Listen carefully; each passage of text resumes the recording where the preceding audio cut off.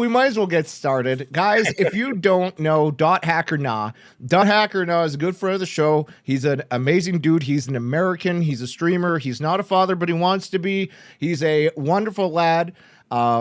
I really hope I introduced you properly. I don't want to go too much into too many details about you, but I feel like nobody ever has a really good elevator pitch for themselves. So I do it for them because not only is it easier for me, it's harder for you, but it elevates it to a point where you don't have to worry. You don't have to sweat.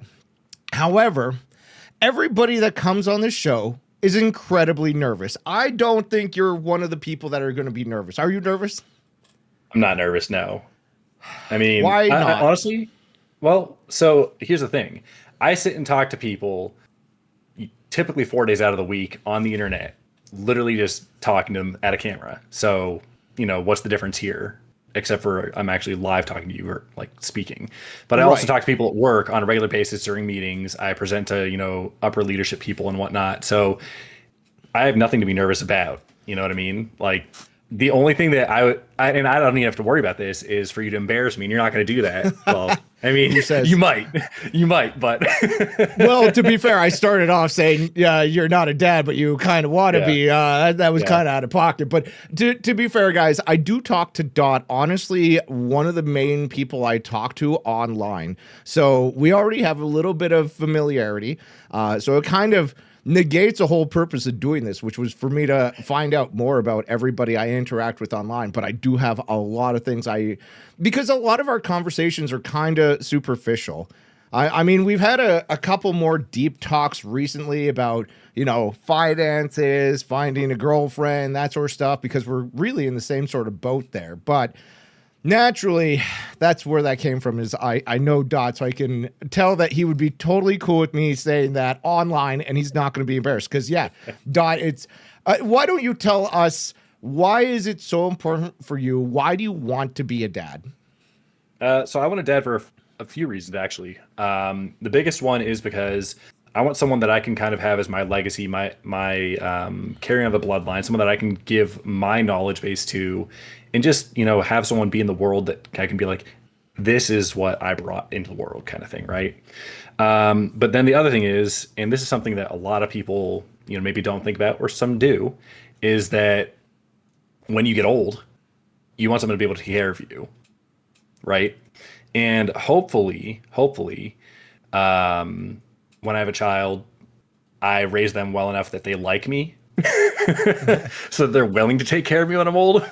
That's the hardest part, is actually making them like you, especially nowadays with how disjointed families are. Holy shit.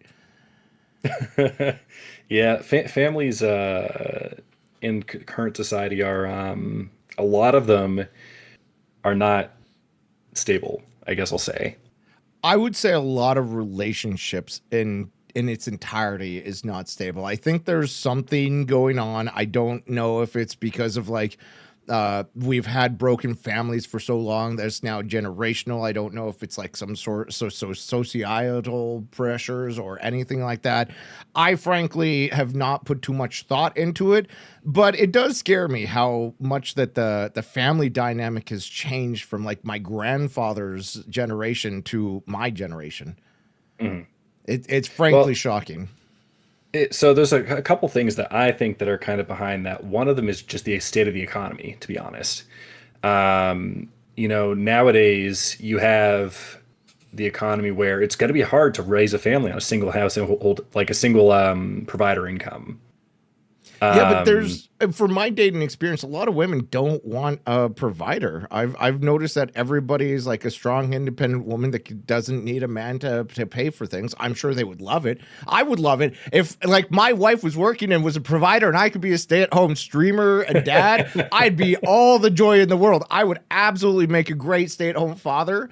But I totally get where you're saying that I don't think you can on one budget, one income nowadays.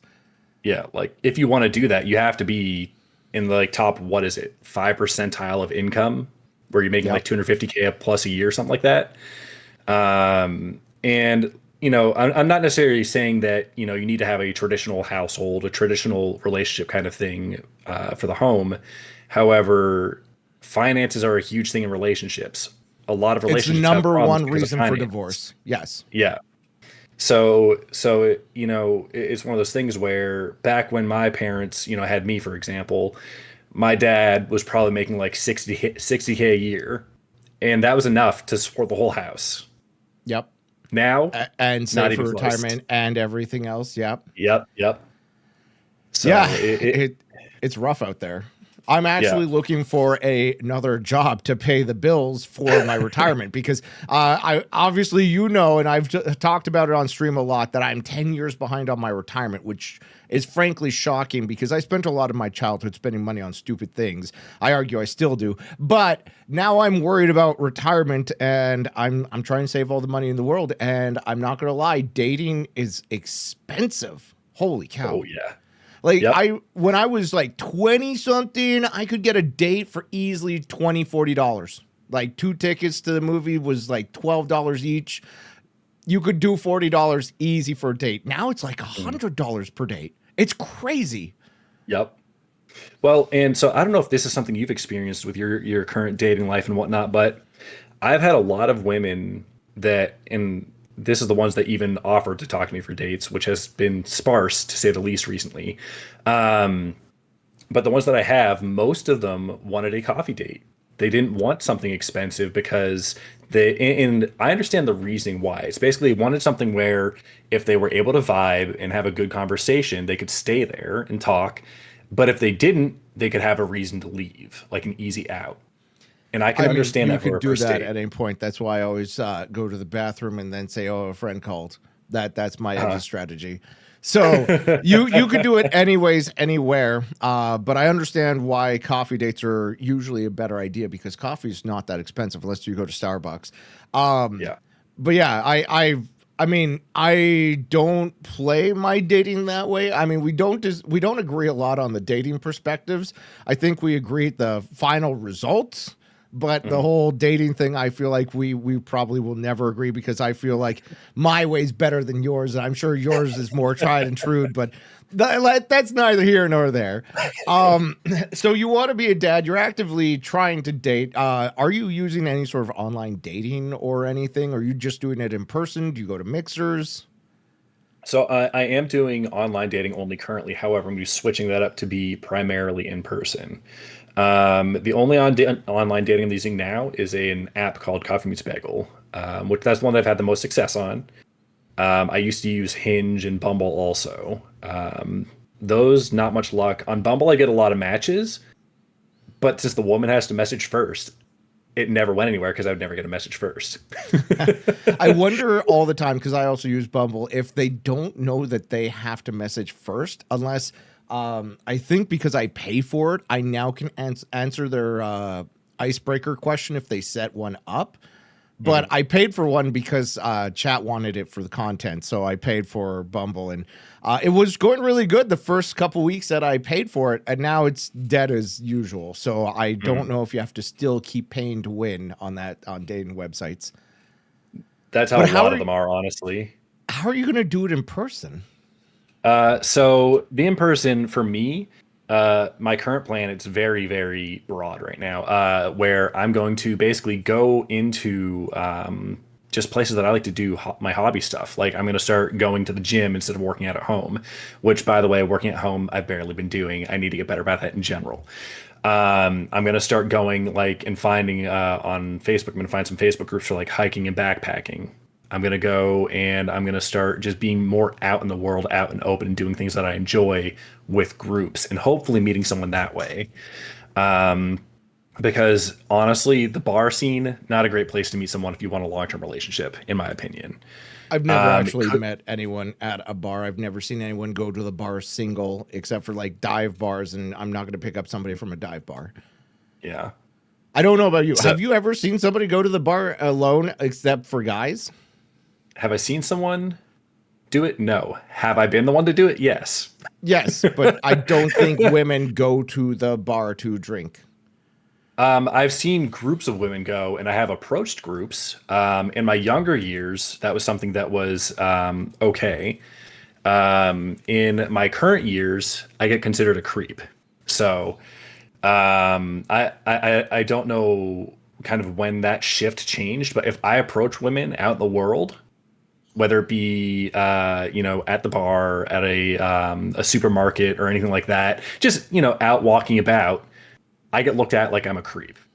So That's fair. I feel like that's all in your head, but I mean, it's fair and easy to think that way. So I don't fault you at all. So you're going to do a bunch more stuff in person. You're going to do all this, but is that going to impact your streaming? it might. It might. I've already cut Sundays out of my schedule basically, almost completely. ZamCon is going to be my last two Raw for a Sunday stream, unless someone wants to do a collab and that's the only day that can work. But I'm cutting Sundays out so that I have a weekend day where I can start going out and doing more things in person, as well as getting a couple things done around the house. I know that feel. I had to cut Sundays out myself, but I often find that by cutting a day on streaming, it's a ungrowth decision. You're doing a shrinking decision. Does that mean you're giving up on it? Are you giving up on the hope and dream of being a streamer? Do you even have, what is your dream of streaming? What is your end goal? Honestly, my end goal is just to, make it a hobby that I can kind of grow and have fun with, which I'm already doing. I'm having fun with it. I am having growth. I'm meeting new people. I've already made a great friendship with you, right? I've made new friends online. And I mean, I guess the ultimate goal for me is just get partners so I can get my name shortened from DotHackerNA to DotHacker. That's fair. I do question how difficult / easy it is to get Twitch partner these days. I've talked about it several times on the podcast here because they nerfed getting partner by 2 streams, which I don't think was that big of an ordeal. But I feel like a lot of people still want partner to get easier to get, and I think it's the easiest it's been to ever get partner, except for possibly during COVID. But I think that the difficulty people are facing now with getting partner is the viewer count, because ever since they started combating view bots, they've also been kind of getting rid of lurkers. And while I fully agree with you, I'm going to fully disagree with you, because the fact that you now count rating and auto host as viewers, while you lose your lurkers, the raids just are going to trump lurkers hand over fist. You just need people who are bigger to raid you is all. Exactly. And that's a challenge for a lot of people. Does it happen? Absolutely. Not enough for people like me to get partner for sure. That's fair. So what do you think is stopping you from getting partner? If I'm being honest, me not changing things up on my stream. That's the biggest thing. Like, I don't add anything new. What would I change? There's one thing that I would like to do, but it's kind of out of grasp until I learn a lot of things. We can talk about that after, but I would probably add more redemptions for chat to do, so they have more interactivity instead of just being able to chat and spam a couple sound commands.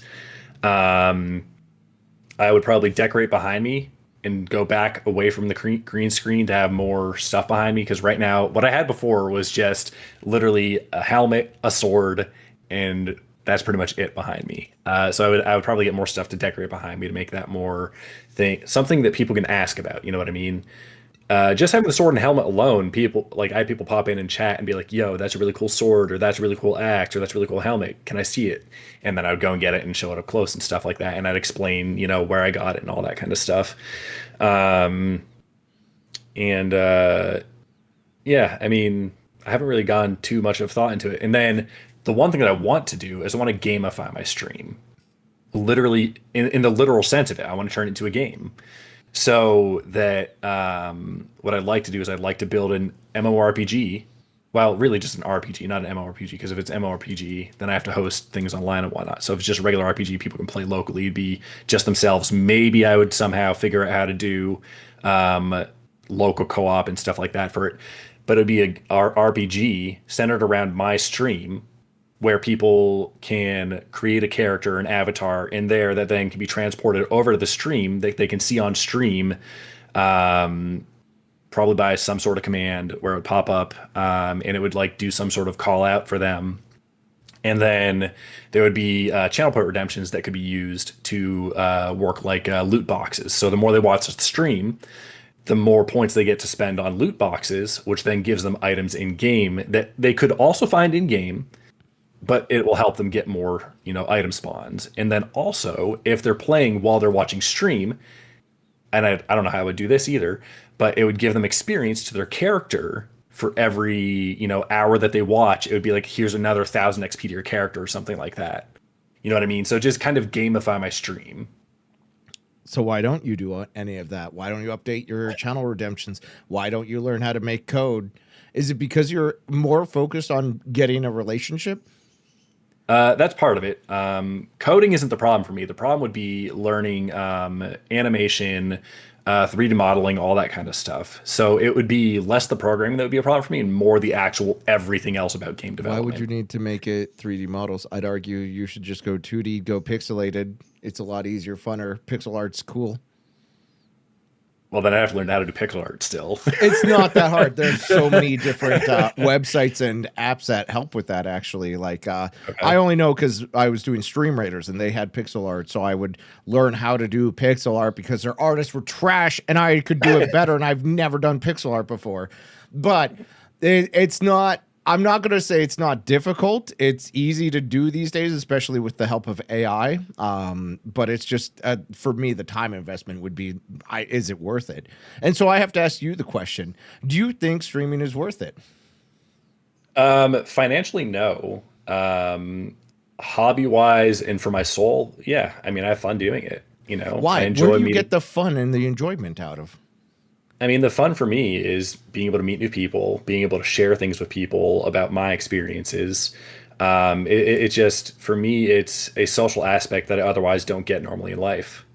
I had to bite back a zinger of, "Ooh, what have you last shared with people? What do you do that's so shareable?" Because all you do is play Hut Showdown, waka waka.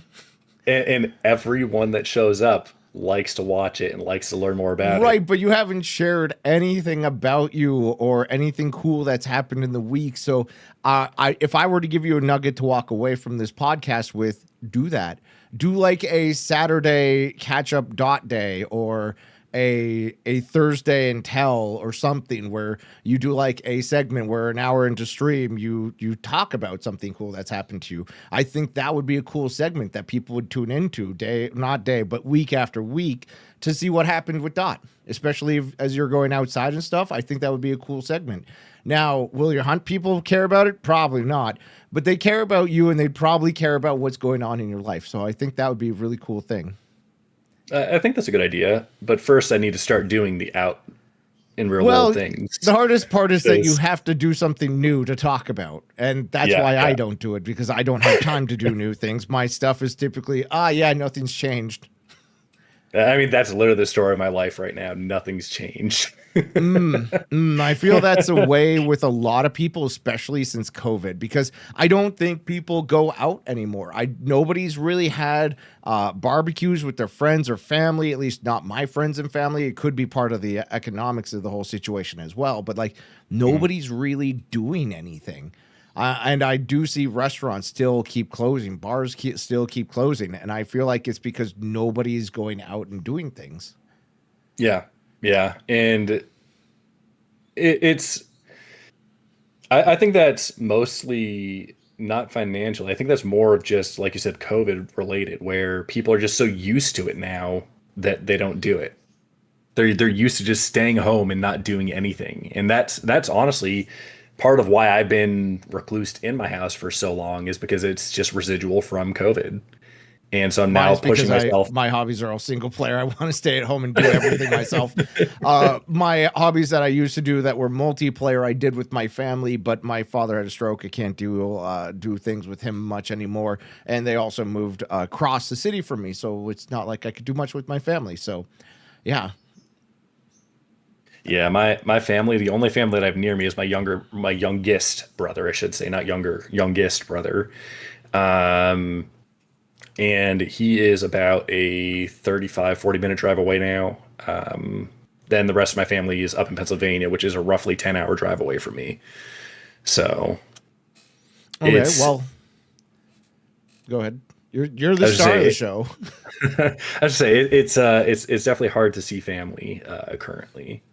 Right. I feel like it's the same for a lot of people, though. Yeah. I do get to see my youngest brother on a monthly basis at minimum now, though. We've scheduled a first Saturday of the month breakfast day, basically, where we go and we find a restaurant we've never been to for breakfast, and then we go and we have breakfast at that restaurant on the first Saturday of every month. That way we have kind of like a cadence to something that we can do to see each other. Because if we didn't, we probably wouldn't see each other. Which is sad to say when he's only 35 minutes away. That's fair. My brother's probably about 35 minutes away, but he exiled himself from the family. So, and I would never want to have lunch or dinner with him. He was not a good brother. Well, can I ask why, if you want to talk about it, or why he exiled himself? Well, yeah. Why he was not a good brother? One of my first and arguably worst memories was that, well, okay, my brother, first off, is the kind of guy who would unplug your controller and tell you that you're still playing. He did that to me several times. I wisened up. But he also ruined chewing gum for me. So he took a piece of gum, put it in the toilet, proceeded to shit in said toilet, wrapped it back up, offered it to me as a piece of gum. And now every time I smell chewing gum or I'm around somebody who's chewing, I can't help but think that it's shit. It puts me back to that very vivid memory of me having to vomit out poop smell and taste out of my mouth. And it's not a good time. So he ruined that. He threw weights at my head as I would walk downstairs. He pretty much kicked me out of my mother's home when I said, oh, I'm going to go try living with my dad to see if all her propaganda of why my dad's a bad person is true. There's so many reasons why he's a bad person, but the cherry on the sundae of this cake is my mother had blood cancer, and that's like a extremely fatal. They paid out life insurance to her for it.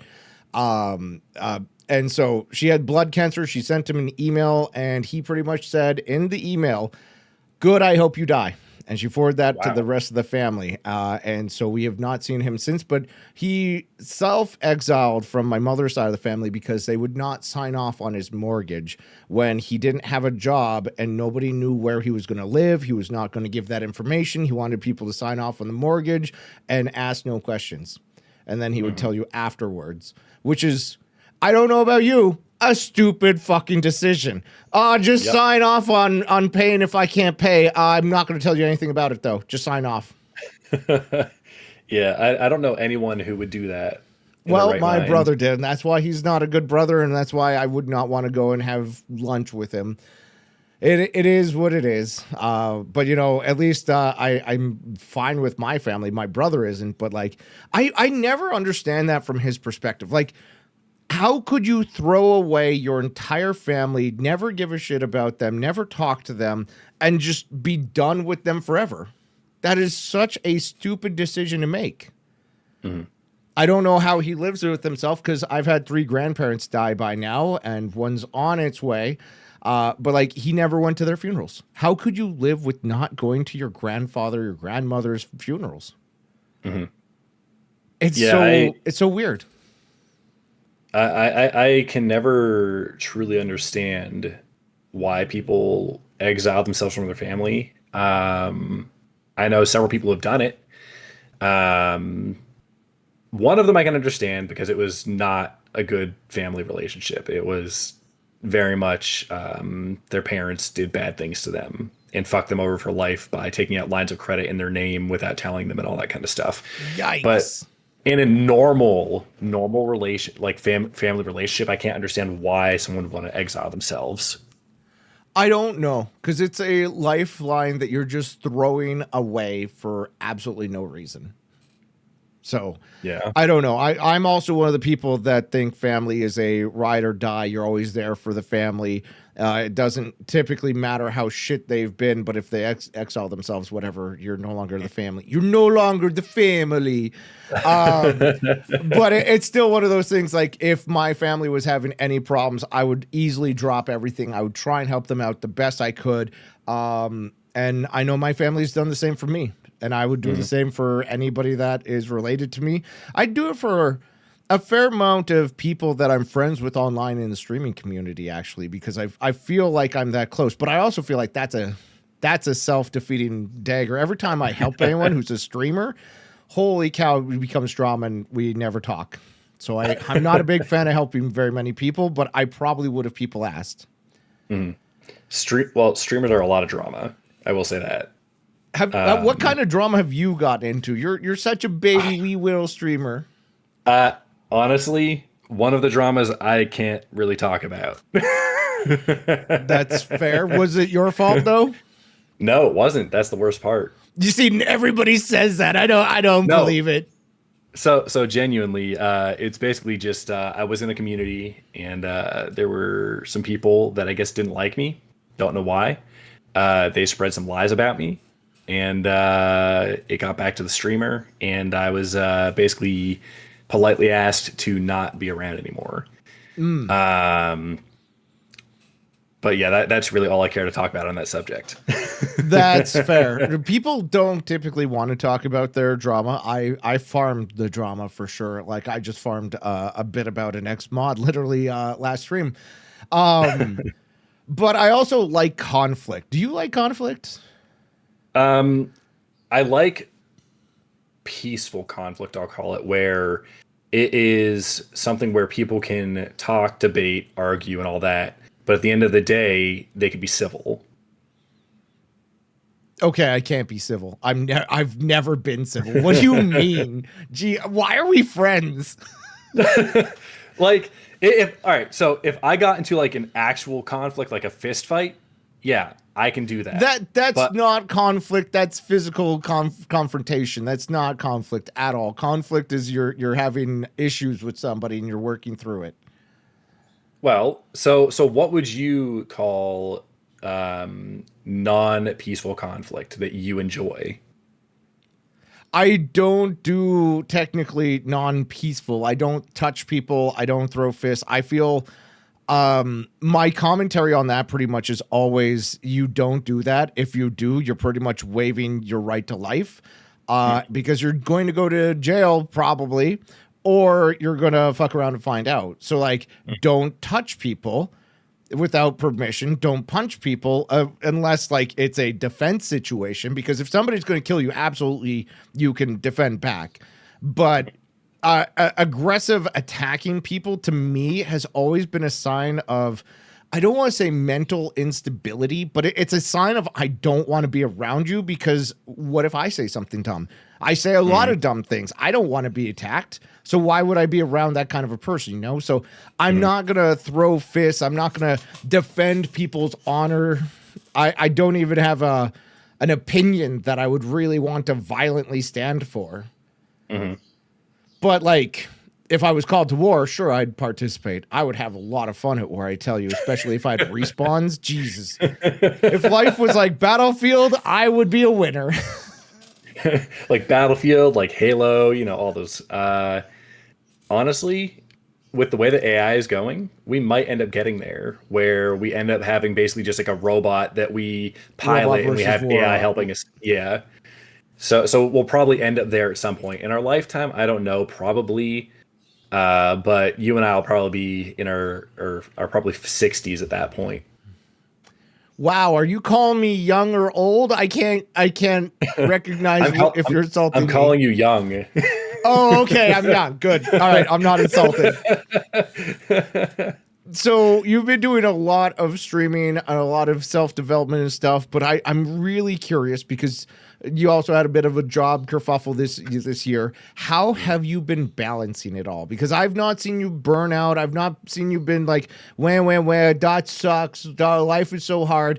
How are you able to take all this? And how do you find time to not burn out and do the things you love and do all this? I find time because I'm single. That's what it boils down to. Once I go and start pursuing finding a relationship, that's going to change, where, you know, like I said, I'm cutting back on streaming. I'm cutting back on it to find that. It's just been all me, and not what I want to do for my future. So that's the short of how I've been able to do it without burning out. So if you do find somebody, are you going to include them in streaming and come back, or? I will include them if it progresses far enough into the relationship. If they want to, also obviously, because some people don't want to be on camera, they don't want to be on the internet, and that's fine. If not, my stream schedule will still be reduced because I need to be able to spend time with them. I need to be able to work on having a family, all that kind of stuff. And then once I have a family, which basically means once I'm married, I'm sorry to say, chat, but I'm probably going to be completely quitting streaming. Okay. So your exit strategy is to have a child? More or less. Okay. So when you quit streaming, what do you want your legacy as a streamer to be? You talked about wanting a legacy of having a child, but like, why are you streaming? Why are you doing this? What do you want people to think about when you're done? I don't have a good answer to that, to be honest. I just want people to be like, hey, you remember that Dot guy? He was a great guy. I miss his community. I miss him. You just want people to remember you as a great guy. Yeah, more or less. I mean, because, I'm just another person. I won't probably ever be a big enough streamer to have some profound impact on someone's life. Okay. What would you want people that you've collaborated with to talk about with you? Like if they were to be like, this one time Dot and I did whatever, like came up with an anecdote. You know what? Let's just use a broken yellow crown, for example. What would she tell as an anecdote? Like if you were to die and she was remembering of a fun time she'd played or game with you or something, what would she say about you? She would say that was, because we're talking about if I was dead. She would probably say that I was a very fun person to hang around, a very good listening person. You're a good listener. That's what she would say. I am a good listener. And that, But Broken Yellow Crayon thinks you're a good listener? Well, I don't think you're a good listener, Dot. I'm just going to say it. I listen to you. Not listen as in do what you tell me to do, but listen as in hear what you have to say. But you're bald. I would be I am not bald. You are bald. But she would probably say that I was very good at the games that I played. She enjoyed playing games with me. And that in our Baldur's Gate 3 playthroughs that I got us into a lot of deep shit, but it was still fun to get through. Okay. I would have a different anecdote. My anecdote would be about the long war process that we're doing on the other YouTube channel. And my anecdote would be about how you always get more kills than me, and I hate it. I'm doing all the strategy, and you're over there like completely fucking the dog, and yet your bar goes and I'm left with like 4 fucking kills, and I'm editing every one of these episodes. I'm like, when do I beat him? When do I get more kills? Never. I literally put rescuing civilians into one of the edits just so my bar would be bigger because I rescued more civilians. That would be my anecdote about you. And that would be the only thing I ever talk about because it's such a bullshit thing. You kill-stealing son of a bitch. I think there was one mission you beat me on. It was the one where you did the 1.5 kills. Yeah, but I also had like a rocketeer and a grenadier, so I did massive damage. But I beat you once, yes. But you somehow get all the kills all the time, and it bothers me so severely. That would be my anecdote. What would your anecdote be about for me? So if I had to say that you always thought you were right, but in the end you admitted when you were wrong. I'm never wrong. How dare! I would roll in my grave. I would not be, ha ha ha, Dot is so funny and clever and right. No, I would be so furious. I would come back from the dead to haunt your ass. Jesus Christ. You're not allowed to tell anecdotes about me ever again. Jeez. Oh, I hate you. I hate you so much. I know, but at the same time, you love me. Do I, though? So you want your legacy to be that you listen to people and you play games. That's basically what I heard out of that entire summary there. Do I want that to be my legacy? No, but you know, Well, I what do you mean, want your legacy to be? Why don't you work towards something that's like a legacy? Because to me, I want a legacy of always trying to bring a smile to people's face, always having a net positive. These are like the motives, the pillars of what I do online. And I always think about that when I'm trying to make content, or that, you know, when I have a bad stream. Why was that bad? Because I wasn't living up to what I wanted to do. What my legacy, my ideal is. Yeah, I mean, I don't really have a ideal for my stream. I just kind of get on and do it. And that's, I guess, the difference, where it's like, that's why I don't really have a plan for a legacy, is I just get on and do it. Well, then what do you want a legacy with your family? What are you going to make your child into? How are they going to be your legacy if you're nothing but a failure that has no legacies? I'm not a failure in life, just at streaming. All right, yeah, I don't have enough science to argue. I mean, I've got a good job. I'm caught up on my my retirement plan. I have debt, obviously, but that's because a house and a car, well, truck. I don't count a house as debt, because I argue it's good debt, because the interest rate is so low. You can invest that money that you're not paying on the house and you can make more. So it's not even debt to me. It's good debt. Well, my interest rate is low. The current interest rates for anyone buying a house are terrible. That's fair. I don't know what interest rates are right now. I just know that it's still less than if I didn't pay back my mortgage and I invested it. But yeah. I've just been looking at finances enough where I was like, I'm never paying off my mortgage. If I could, I'd take out another mortgage. If I could take out all sorts of loans at the levels I'm currently paying that interest on, which you can't, I totally would abuse the system. I mean, honestly, that's not a bad idea. What I could do is I could probably take a personal loan, because the personal loans at my credit union, for example, I can take out a 10K personal loan at like a 2.5% interest rate or something like that. And if I did that and I took that 10K and threw it in the stock market and just left it sit, then it would grow much faster than the interest rate. Mm-hmm. It's just you have to pay it back in small denominations. So long as you're getting a wage or a salary that would be able to pay off that small denomination, yeah, I easily see why wouldn't you take out a loan and invest it earlier. That's my scam of how I want to make money.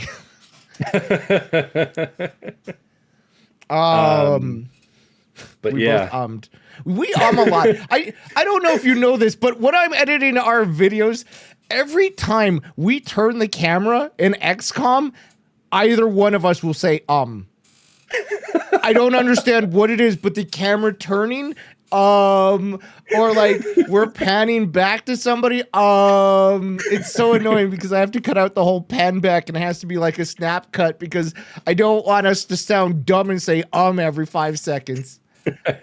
The worst part is, like, when I'm in a meeting for work, I don't say it ever. It's only like in non-professional environments that I'm sitting here. I'm like, That's fair.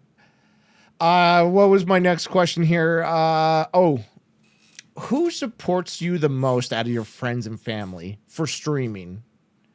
For streaming. Oh, because I've never seen your family in the stream. I wonder if they even know if you stream, if they care. Do they love and support you? Does your dad brag about, that's my son, the streamer, look at him fail? So we're talking strictly IRL friends and family, right? Yes. Okay. The one that supports me the most, which is the person who I expected the least to be my biggest supporter from family and friends, would be my oldest brother.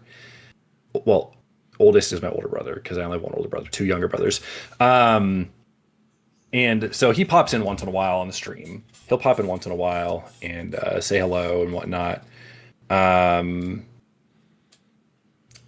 Other than that, I mean, my one cousin used to come in. He doesn't anymore. Why not? Did you say something that offended him? No, because I mean, when we get together at family gatherings, we're all good. He messaged me to play games still and stuff. I guess he doesn't use Twitch anymore. I don't know. But he used to stop in and use his Prime sub on me on a monthly Used to. basis for a while. But yeah, other than that, my mom and my dad have only seen my stream once, and that's because my cousin showed it to them. My younger brother doesn't use really any online stuff. He actually is very anti-technology. My youngest brother never uses Twitch. He will only use it for drops for a game if I tell him that there's drops for a game he likes to play. Okay, interesting. So like they watch YouTube instead, or are you just from a non-technological part of the world? And why did you get into technology if your family doesn't? So my dad was always in tech from a job perspective. He was a programmer, worked with like databases and things like that. Growing up, I was like, oh, I want to be just like you, Dad. And well, I kind of am. I mean, I literally am doing exactly what he did for work. Well, until recently, I was doing basically the same exact kind of job, and for the same company as him. Um, so growing up, I just kind of got into tech because of my dad, I guess. I mean, I also grew up playing games on the computer and stuff. He bought me What my was your first first Game game? Boy, my first like video game ever. Yeah. It was Tetris on the Game Boy. Why? Did your dad buy that for you? Don't tell me little Dot went to the little video game store. Mommy, buy me Tetris. I want the Tetris. I love blocks. Do do do do do do do. No. So my parents, they bought me a Game Boy, and I guess I don't know where they got it from, but they bought me like five different games. There was like Tetris, Super Mario. Oh, was it one of those bundle games? No. It was like the Ah, actual like gray brick Game Boy with the yeah. individual cartridges. So you had the Tetris one, you had the Super Mario one.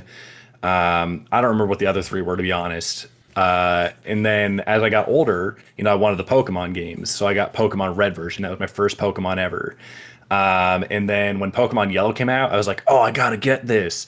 And my grandmother one year was like, what do you want for Christmas? And I was like, I want Pokemon Yellow version. She's like, I don't even know what that is. So we so we drove out to the one mall that was like an hour and a half from where she lived, because she lived in a very small town.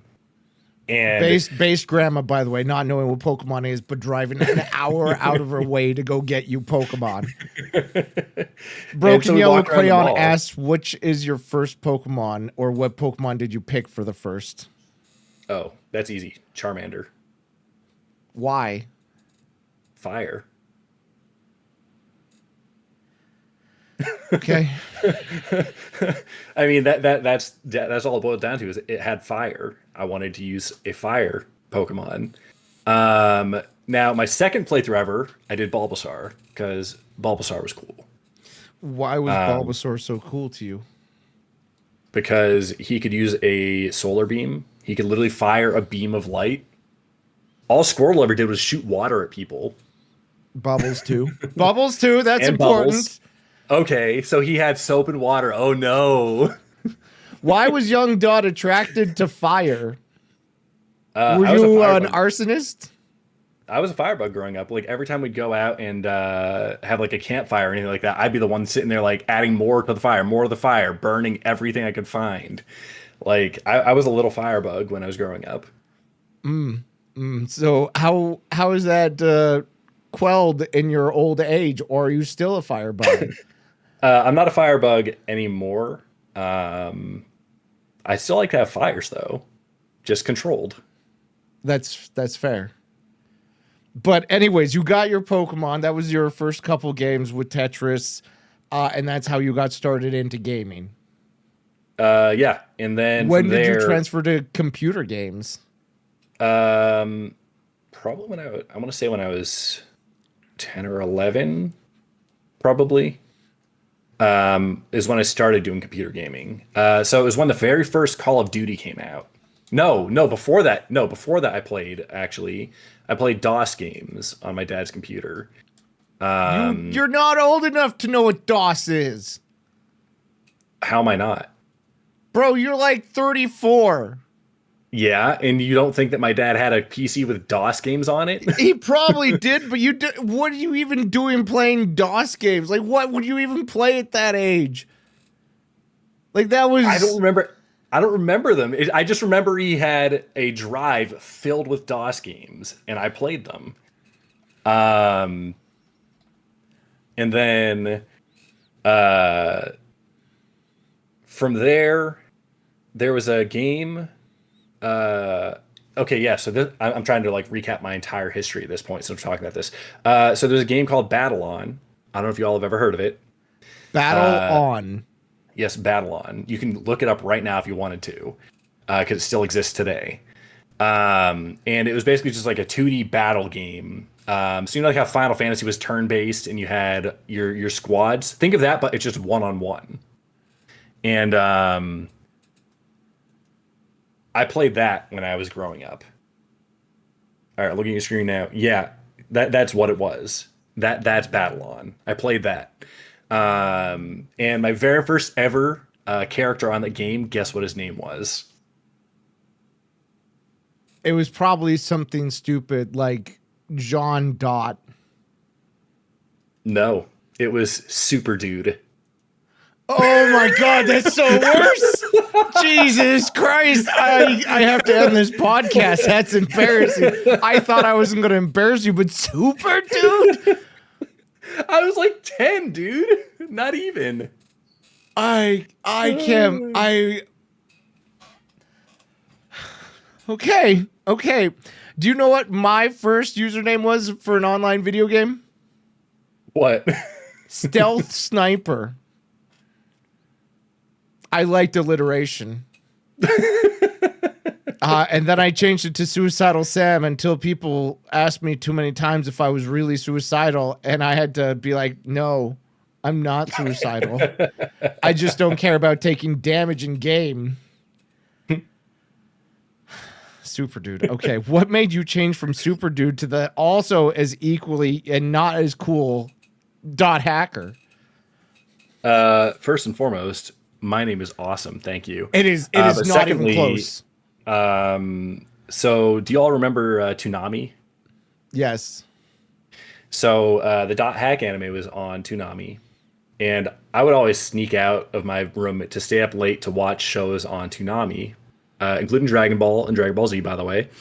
And that's where I got introduced to the DotHackerNA, and I was like, oh, this is really cool. I like this. It's got a good story, and it's got cool looking characters and stuff.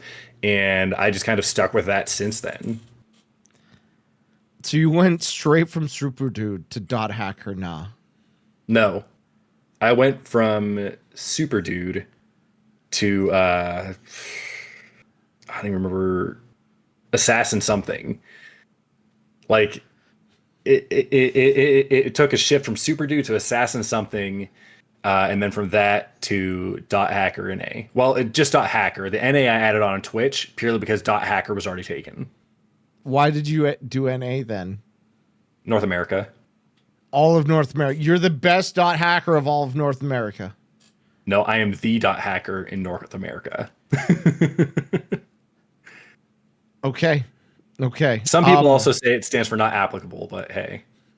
So one of the things that keeps me up at night is that our generation had the pick of the litter for names. We could be any Tom, Dick, or Harry on the internet, right?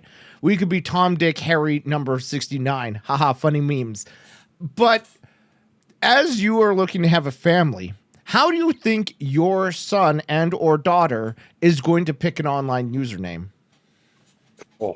How are you going to coach them to not be Super Dude too? Well,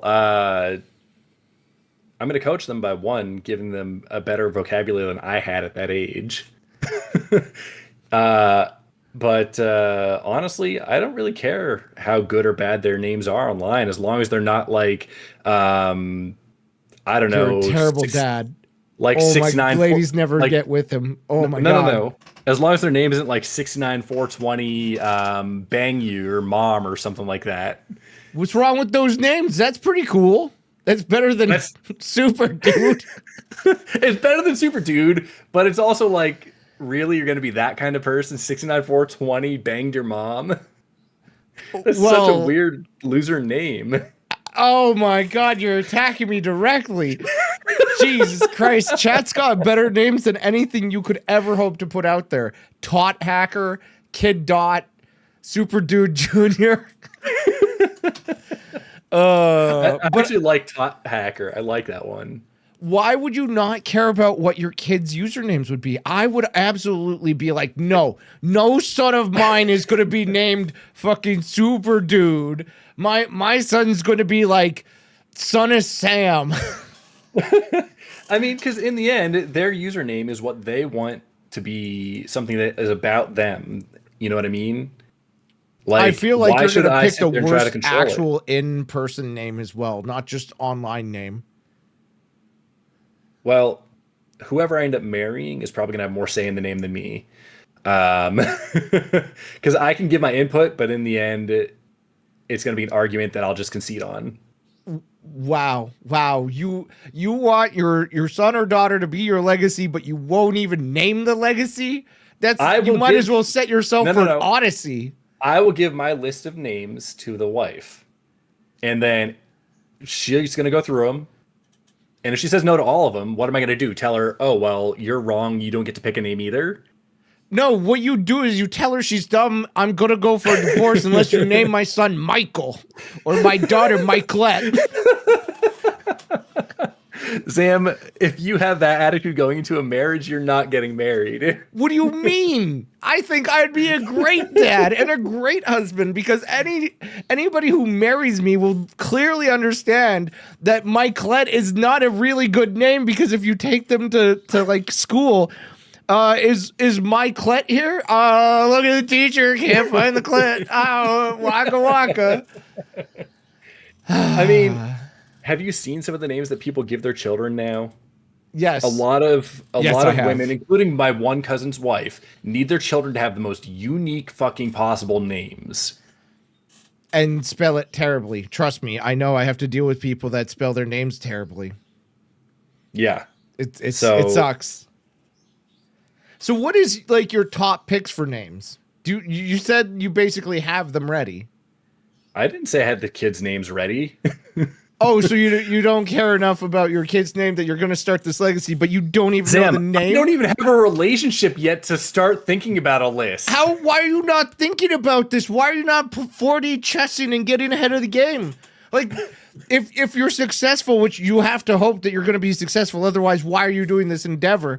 You got to think about the cool factor of having names of like whether you want a son first or a daughter first, or what are they going to pick for a sport? And by they pick, I mean you instill into them, like while they're sleeping, you're going to play hockey. You're going to play hockey. You're going to play pickleball. Well, I already know what sport I'm going to have them do, because it's the sport that I did growing up, which is wrestling.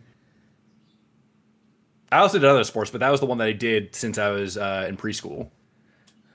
I feel like this podcast has been like a net detraction. Everything you come up with is something I can't respect about you. Oh, I did wrestling. Oh, my wrestling name was Super Dude. Oh my God. Did you? I actually did wrestling too. But anyways. But no, yeah, growing up, I did a lot of wrestling. I did that from age 4 to 18. So 14 years. I did basketball. Yeah, age 4. I did basketball from I think it was 7th and 8th grade, if I remember correctly. I was on the golf team all of high school, so for 4 years. I did football from 6th grade to 9th grade. Maybe a little earlier than that. I even did it. I don't remember exactly, but I did a lot of sports.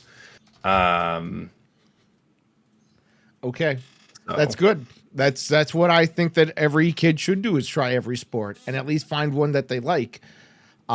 Because otherwise it leads them to being a fat kid like me.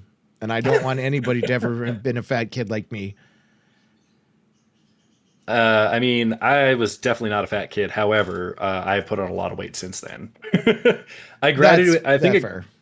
I graduated high school. I think at like 165, and I'm 225 now. That's still less than I am, that's for sure. And I feel like you're also taller by some way. I'm taller by quite a bit. I'm 6'2". But I'm built like a dwarf. I might be short and stout, but you cannot knock me off my feet. My balance is great, and I'm made for sprints and not marathons. Honestly, I could see you doing a cosplay as a dwarf if you just grew your beard out. I grew my beard out several times, and I don't like it because it like right now my mustache is very dry and brittle. I need to oil it more, but I don't. Mm. When I oil it underneath my nose, it's the only thing I can smell is the oil all day, and I hate it. Get a different oil scent. Oh, but then I have to spend money. I paid good money for my oil that I've been using for years, and still somehow it still has more oil. See, my go-to scent for any kind of face, like beard, like hair oil for my face, is it's like a cedar. I do a Because pine. I like the scent of cedar, and I feel like it goes with everything.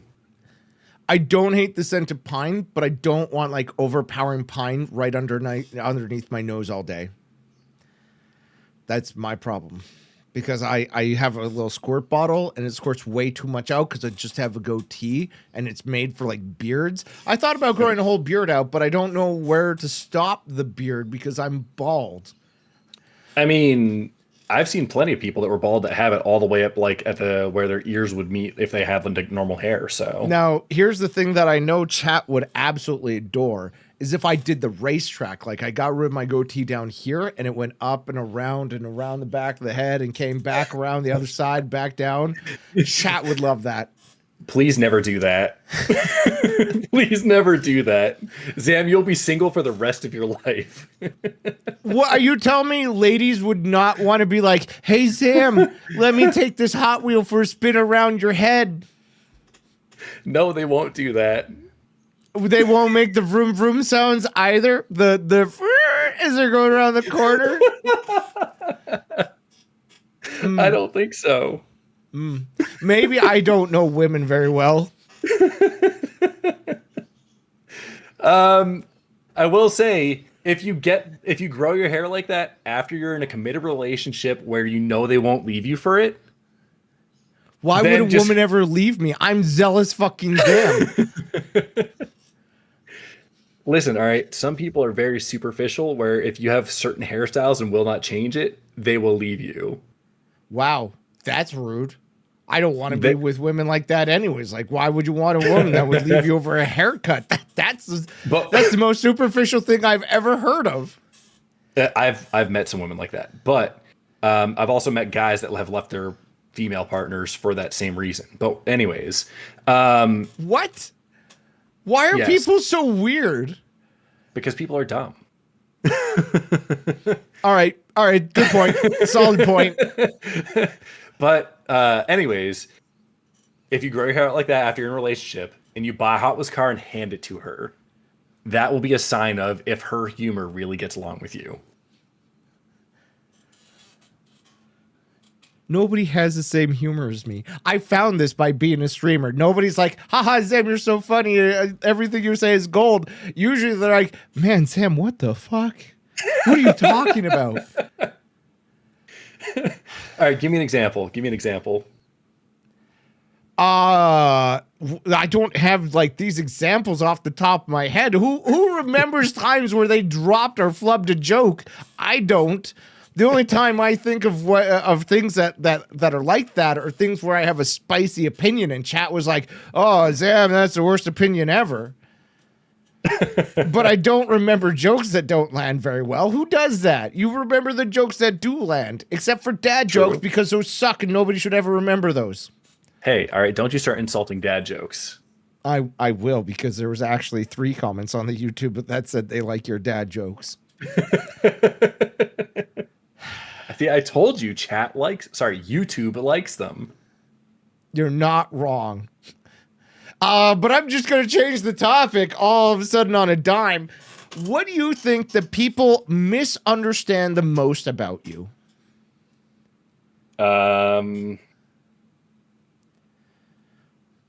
Misunderstand the most.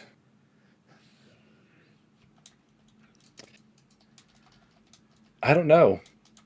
Honestly, like genuinely, if I had to guess, I would say that people think I have some sort of political leaning and I don't.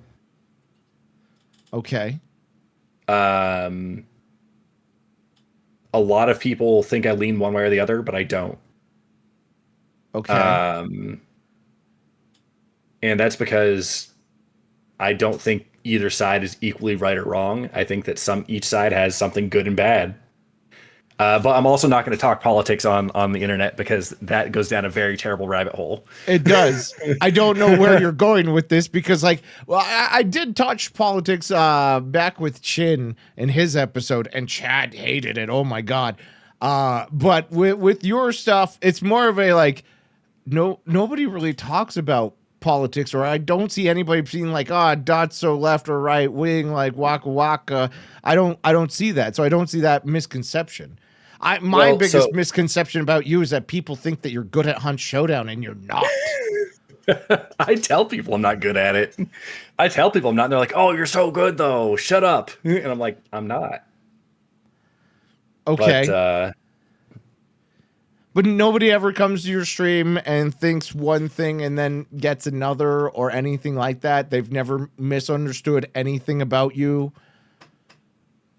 No, I mean, I see some of the comments that people make and they're expecting a certain reaction from me about it when it, because that's where I was going with the politics stuff. And I'm just like, I have no reaction because I'm not to the side that you're expecting reaction from, whether it be good or bad. I'm not in either side.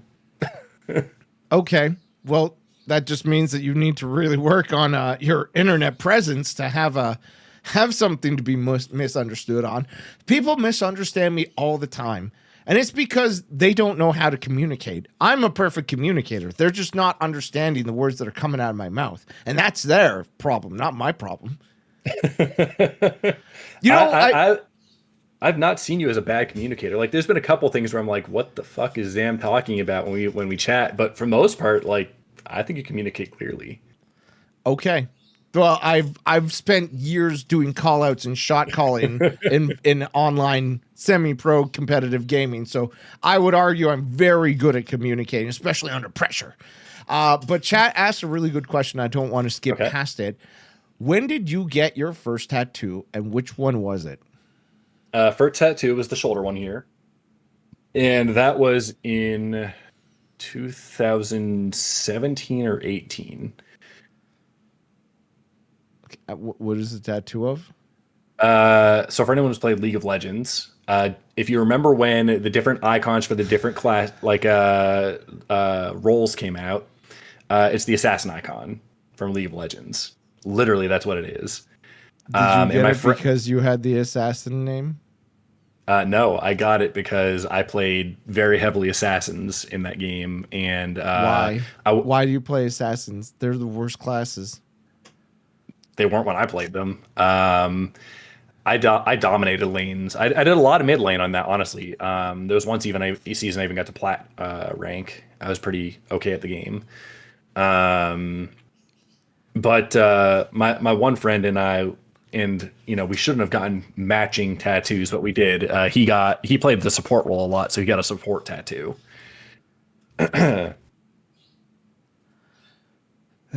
Okay. I regret asking this question. Again, yet another answer where I cannot respect your decision. Jesus Christ. How old were you when you got this tattoo?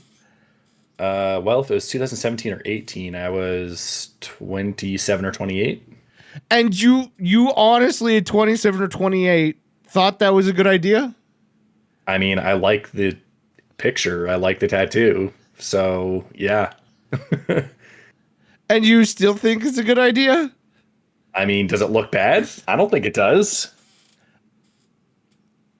It's faded, but I need to get touched up. It looked great until the story. The story made it bad.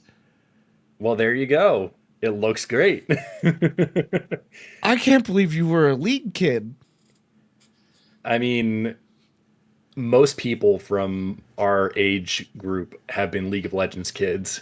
Wrong. I'm a Dota too. Heck, League of Legends. Dota's so much better. I've never played Dota. Yeah, because you don't know what quality is. You played the slop and then got addicted to that, and now you're too invested to be even able to think about playing the superior game. I haven't even played League of Legends in years now. I thought about actually going back to it recently because they released a mode, Doombots of Doom, which I've been saying this since the first time they had that game mode that they needed to bring it back. And it's been like 6 years and they finally brought it back. I didn't play it though. Because I just can't bring myself to go back to League of Legends. How long did you play League for? When did it first come out? Bro, I don't know anything about League. I watched Arcane. Jinx is hot. Hang on. She has a great music video for the game. You do know Jinx is underage, right? No. How the fuck am I supposed to know that? Also, it's been like a decade. If it's been, oh my god, she's not underage anymore. I'm sorry. Hang on. When did League of Legends come out? It came in 2009. Wow, it's been that long. 2009. So I played it for.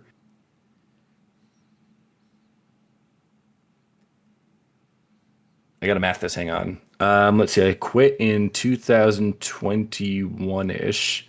So that's going on 12 years. 12 years, yeah. 12 years. How did you not math that immediately? I had to think. I was like trying to figure out what year I last played at the same time as trying to math. What were you good at in school? Was it math? It was math. I feel like you were a math kid. You probably played in the math Olympics. I actually did all the way up to AP Calculus in high school. I can't respect you. What is this?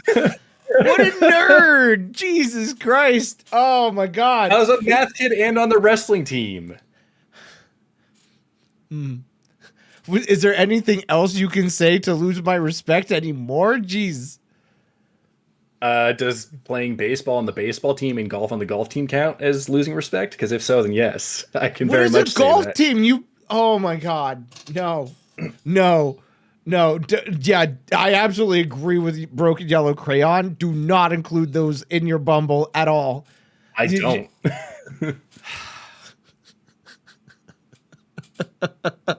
my dating profile, I can read it right now if you want. That's content. I want it, but I don't because it's gonna make me cringe. All right, now listen, all right. I had one of my female friends approve it for me because I was like, you know what? I should talk to a female to see what should be on my profile. I got mine approved by chat. I outsourced it to them, and they clearly understand that mine's far superior. I'm not going to share screen. I'm going to talk about it, though. So it says, I am a fun-loving, board game playing, video game crushing, outdoorsy kind of guy. All right. I'm hopelessly bad at gardening. And the bravest thing I've ever done was fly an airplane and land in a hospital. And yes, I did fly an airplane and land in a hospital. Why? How? See, in that you're curious about it, and that's no. I'm just thinking it's a Microsoft flight simulation, and the story is super hyperbole. No, it's actually literal. So. I got a flight lesson. I went to what's called the Wrapped in Red Gala, which is, if I remember correctly, it was the American Red Cross Gala, basically, because a friend of mine had tickets. They're like, hey, do you want to join me? I was like, sure. And then I went there and I bid on several things. One of them was flight lessons. And so I won the flight lesson, and I went to do the flight lesson. I got to do the takeoff. I got to do the landing. Now, I think that the flight instructor was just trying to drum up business. He was like, "Oh, you're doing so much better than my actual students." Blah blah blah. He was like, "Do you want to try doing engine failure drills?" And I was like, "Yeah, that'd be cool." So we actually killed the engine. I recovered from those. It was a lot of fun. Anyways, the very next day, I woke up around 4 a.m. with vertigo. I had to go to the hospital for that. So I went to the hospital and I was in there for a week with vertigo. So that's how I flew an airplane and landed in the hospital.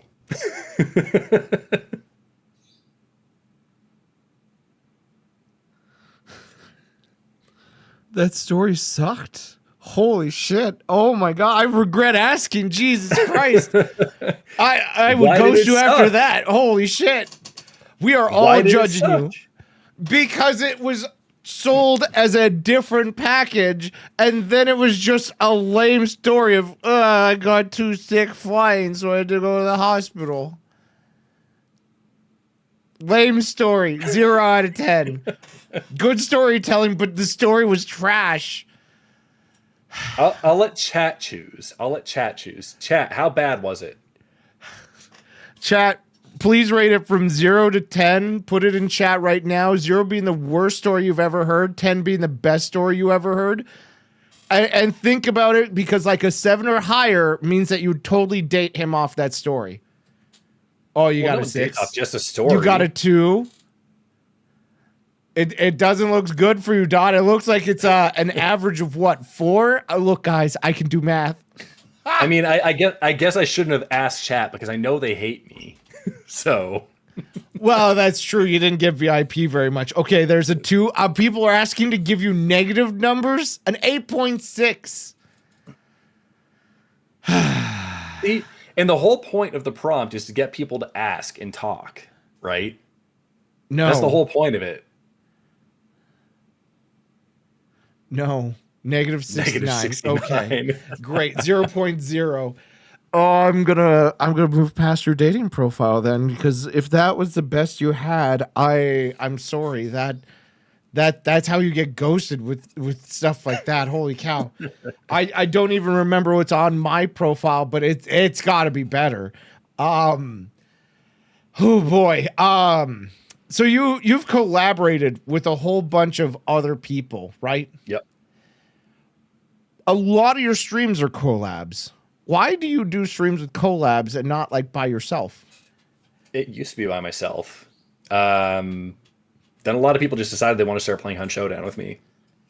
That's it. That's yeah. entirely it. People wanted to play Hunt Showdown with you, and your entire stream became playing Hunt Showdown with people. Kinda, yeah. For my first probably 600 to 800 hours, I played Hunt Showdown by myself. So every stream was non-collabed up until people decided they want to start playing with me.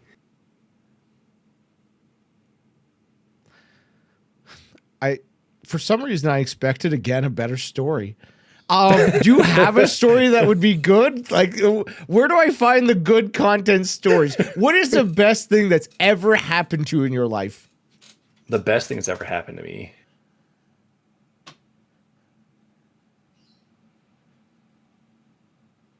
Huh. How is it this hard to think about good things that happened to you? Oh my God. Because I mean, do you not have good things happen to you? I have a good life. I just don't know if I can say something that's been like a great thing that's happened to me. You know what I mean?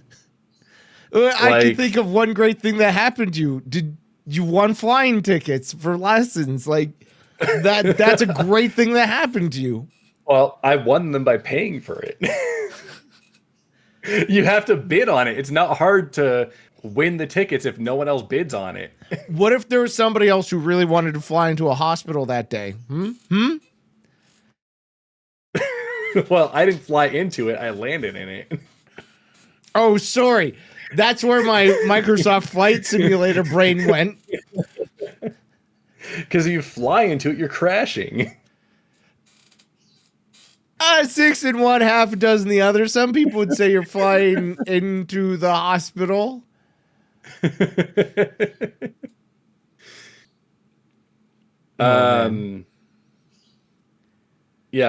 I don't know. I guess I just don't have something that I can say was like, oh, this is great. I mean, I guess maybe the best thing that happened to me was, getting my job down here in Kentucky. It came with a huge pay bump from the job that I had in Pennsylvania. And I met a lot of great people here. It's really made my career kind of grow. And although I had ended up having to leave my other job, the new job I got is fantastic. It's in consulting, and I'm getting kind of out of what I had grown my career on for the longest time, and I'm getting to AI. But I think that's a good step forward. Okay. Where do you Zam see is being yourself? nice, Pat. What do you mean? Where do you see yourself going in the next like 5-10 years with your career? Are you at the top of your career ladder? Can you go further? I can go a lot further if I get into some sort of management. But in terms of being a developer, yeah, I'm at the top. There's no further going until I get into some form of leadership, which I want. I do want to get into leadership. So the next step for me is to be some form of team lead, I'll call it. So not manager, but team lead. I see. And what would you say is your greatest strength to your company? Greatest strength of my company would probably be my knowledge base, my skill set, my adaptability, and just my willingness to help others and help them grow and kind of lead people in the right direction for a decision. I see. And if I called your previous employer, what would they have to say about you? Shut the fuck up. Are you trying to interview for a job?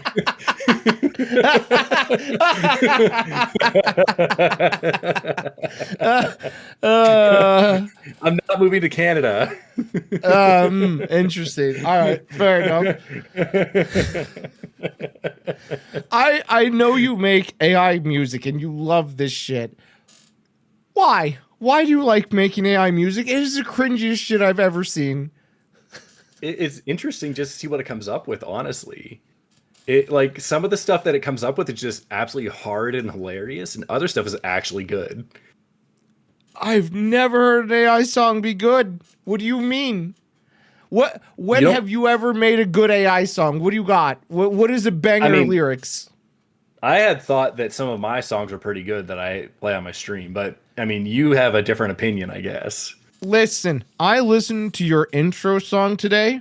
It is god awful. Why do you play it? What don't you like about it? The auto-tuning of an AI voice. Why does an AI need auto-tune? The lyrics of how you're going to like pillage and praise and do all this stuff, but you don't do anything on your stream that's really Viking related in the slightest. It is so out of disjoint that it might as well have been singing about how you were Julius Caesar and the Roman legions are all at your feet and like, what the fuck, dude? So no, I am Viking though. That's the thing, Zam. No, it's not. What is your stream? What does anything on your stream have to do with Vikings aside from you have a redeem for shield wall?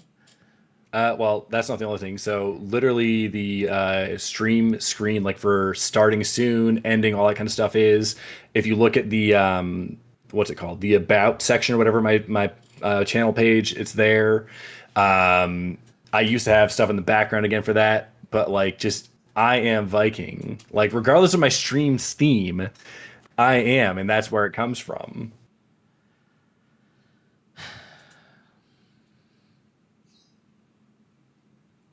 You're not going to change my mind on this. It's a bad song. I'm not trying to change your mind. I'm just explaining what you asked me the question on. It's so bad. And you wonder why you're single, says chat. Jesus Christ. I don't know what that has to do, but that was shots fired. I don't know why you're catching that stray. I don't know. Making AI music? Is that why he's single? Jeez. Fair enough. So obviously you started your channel, what, 2-3 years ago? I say obviously like I even know. So streaming on an actual schedule, yeah, about 3 years ago, maybe a little further. Yeah, but Alex, it's not played out. I actually am. He's a Nordic by heritage, and he likes his heritage. I don't understand why people like their heritage like that. Like, you're an enigma to me. technically my heritage is like Irish, German, and French, and I don't care about any of that. I mean, everyone has their own choice in how they want to live their life. Right, and my aunt collects pig figurines. I don't understand why that's her personality. I don't understand why your heritage is your personality. People pick the weirdest thing to make about their personalities, and I don't have anything that makes me a personality. Like, I don't have a figurine collective. I don't have something that stands out. Maybe I don't have an identity. Your identity is that you like to eat people as cookies. That's not an identity. That's a chat redeem.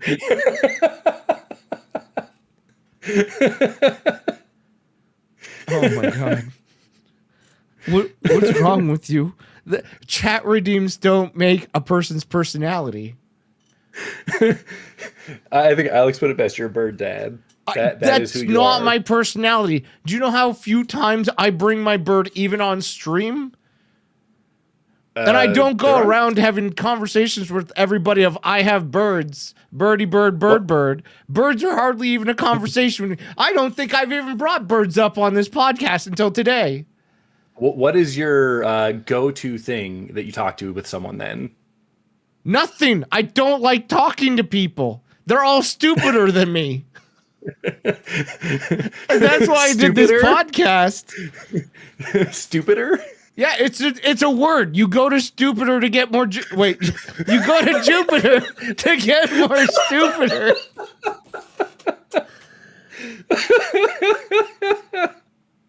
Oh, okay. I might have messed that one up. Just a little bit. So again, why do you do AI music? Why do you put effort and time into AI music when you could do it to improve your stream in any other way? I mean, AI music takes very little effort. It's just about giving it to the right prompt and then just letting it come up with what wants to come up. Why don't you make AI porn then if it's so easy? And you could probably sell AI porn. I could. I just don't because I choose not to. Why? What stops you from selling AI porn? I just don't want to be in that market. And here's the thing you got to remember about AI. It uses everything it can find and what it's trained on. You don't know what the AI models are trained on, especially when it comes to porn. Are you kidding me? It's all the porn ever. Yeah. That could include some stuff that you don't want to generate based on. Why not? Then you make an extra couple bucks on OnlyFans. Hello? I mean, I'll tell you what, if you want to do that, you go ahead and do that. I'm not going to do that. That's just not my thing. I'm not going to do that because I don't AI very often. I ask AI things about my job and that's about it. I'm not going to lie. I don't trust AI. I don't trust robots. I don't trust smart house devices. I think that everything is corrupt and is feeding me the wrong information, including mass media, chat. Everybody's giving me the wrong information. Everyone? Everyone. So in a world where we are pretty much going to get to the point where we can't trust our eyes because of AI producing videos. And so we're going to have to be like, anything that goes wrong, literally any drama you can start now, you can say it's AI footage, and how are they going to prove it one way or another? AI is getting scarily hard. So how can you trust anybody to be giving you the actual information? How are you going to be able to trust anything? So I don't trust nothing. That's how I roll. And everybody's stupider, so I'm the only one who knows this. But can AI make you taller? AI make me taller? Yeah. Of course. Why wouldn't it? Prove it. AI could easily make me taller, but I don't know how to prompt it. I don't know which AI to use. I would use Grok, but Grok's terrible at giving me pictures.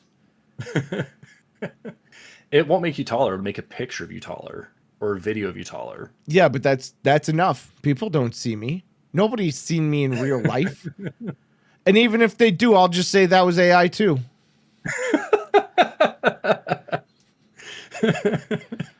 We are actually getting to the point where we will have augmented reality. And like then actual augmented reality, and not then like the usernames online are going to be super important when you don't have actual names. Yeah, You should I'm just think gonna use my about your actual children's names, is name. all I'm going to say. But in 3 years of streaming, do you feel like you've changed as a person? Yeah, actually, I've become How? far more outgoing, far more outgoing. Um, I used to just like not want to talk to anyone at all. I was the epitome of a introvert. Um, but streaming has really made me want to be more social. And I find myself actually missing social interactions when I used to not give any shit about them.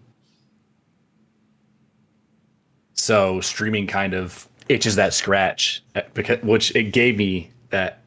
Well, scratches that itch, not itches that scratch. But it gave Don't me that worry, you itch. didn't go to Stupider to get more Jupiter. But it gave me that itch in the first place. Okay, so it Before I made you started more streaming, outgoing? yeah, it made me more outgoing and wanting to be more social. Interesting. I never would have thought that at all. I would have thought you're normally outgoing and stupid with dad jokes and everything. Do you ever feel like you're the main character of your stream? No, Why? because I'm there for chat and chat's there for them. What? So it's a community, right? They're not there just for me. They're there for the community. Are they? I mean, I would certainly think so based on how they interact with each other. Listen, I went to your stream once and I tried to be like friends with Cupcake and that went horribly wrong. And Cupcake hates me every moment of every day. Because you kept wanting me to have you get a date with her. Well, okay, listen, all right. That Literally, your first interaction with her was you said, "Okay, tell Cupcake to go on a date with me." But you didn't hook me up. You're a terrible wingman. That's all I gotta say on that one. But like, I also tried to be friends with FZ. And I'm pretty sure FZ hates me. And so I tried to be friends with Broken Yellow Crayon and actual Spud. And you know what happened? I went to Broken Yellow's Crayon stream. I butchered that name. I went to their stream on Sunday and I was ready to watch Baldur's Gate. And then the stream ended immediately when I got there. Like, how can I not take this offensive? So, like, blame XCOM. XCOM. Oh my gosh. XCOM. Blame Spectrum for that. Spectrum straight up said, "You don't get to play Baldur's Gate today." Oh, so it wasn't a direct assault because I joined into chat? Correct. Also, Cupcake, I would ban you again. How dare you say no to dating me? I'm prime grade A man meat. You heard that, chat? Zam is man meat. Zam is not a human anymore. We're all man meat. I'm entirely human. What do you mean? You're purely man meat. You're no longer considered a human being. Are you drinking Costco water? Yes. God, where's chat? I didn't think I could lose more respect for. Why are you drinking Costco water? You know water is free and it can go in a bottle, right? Because it tastes better than tap water. You know you can filter it, right? I don't have a filter. So instead you're killing turtles. No, that's straws. You might as well throw bottles. that bottle in the ocean right now. I mean, straws are what kills turtles. This does not. So, why do you pay for a Costco Club membership? I recently got it because the amount of shopping I do, the discounts pay for itself. What shopping? You live alone, right? Yeah, I eat a lot too. You eat but amounts that you have to go to Costco as a single person? And their clothes also. Really good prices on name brand clothes. But anyways, like for example, I'll go and I'll buy their pot roasts. It's like $50 for 2 massive pot roasts, like bigger than your head pot roasts. And that'll feed me for like a week and a half, 2 weeks.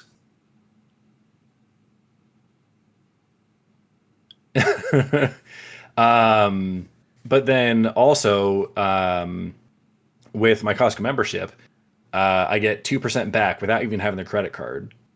So I can take that 2% and then spend it on whatever else I want. So on top of my credit card rewards, I also get the Costco rebate, basically 2% rebate.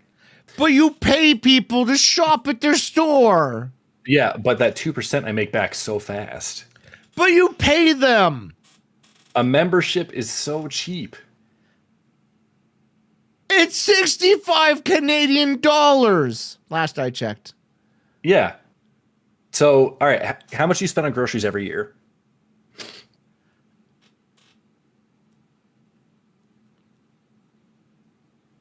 About $3,000 to $4,000. Okay, what's 2% of that? About $80. No.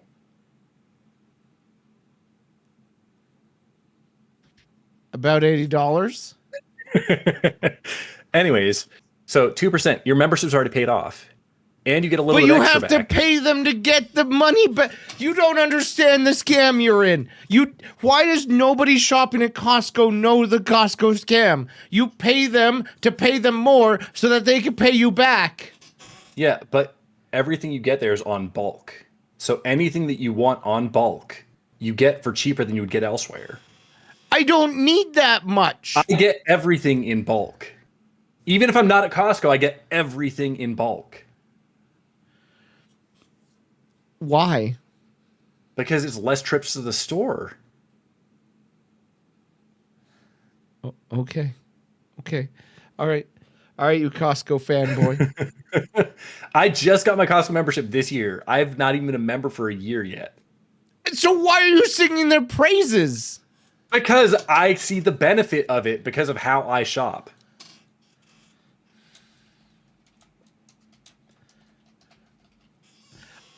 Okay. It's okay that you don't care for it. Everyone can have their opinion about it. Not only that, but there's less people in there than I would go to at a regular store, so that's nice too. I can shop in peace instead of hearing more kids. people at Costco. What do you even mean? There's so many people at Costco. If I go to Walmart, it's crowded compared to the Costco I go to, and I have little kids running around screaming, being annoying and misbehaving in Walmart versus Costco. Costco's peaceful. I've never heard of that. I've always heard Costco being more stressful, more jam-packed, also worse. I mean, maybe my Costco is just a good one. I don't know, but sure. All right, we'll go with that. I can't believe that we're even having this conversation. I can't believe you're such a fanboy for Costco. Is there anything else you fanboy over aside from DotHack and Hunt Showdown? I wouldn't even say fanboy over Hunt Showdown, honestly. What do you mean? You played every stream. I do, but I mean, I was actually talking to my chat about this. I'm going to be cutting back on my Hunt Showdown because I don't like that they had put this event that they're having now 2 weeks after the last one, which basically made it so that I couldn't take any kind of break from the game. So I'm stepping away from it a little bit. I'm still playing it, but I'm stepping back so I can play other games like Final Fantasy Tactics that I've been playing on stream recently. Game. It's a great game. Fuck you. What do you mean? How is it even possibly a great game? What makes it so good? How do you not enjoy it? I've never played a Final Fantasy I enjoyed. I got to Final Fantasy X, I got to that Blitz Ball, and I said, this is bullshit. I rage quit that game. I gave it to a friend, and I've never asked for that game back. It's been almost like 20 years, and I don't want to play another Final Fantasy. I played Final Fantasy IV, and I got into the first fight with the end boss, and I had no chance of winning. I said, why would I play a game I can't win?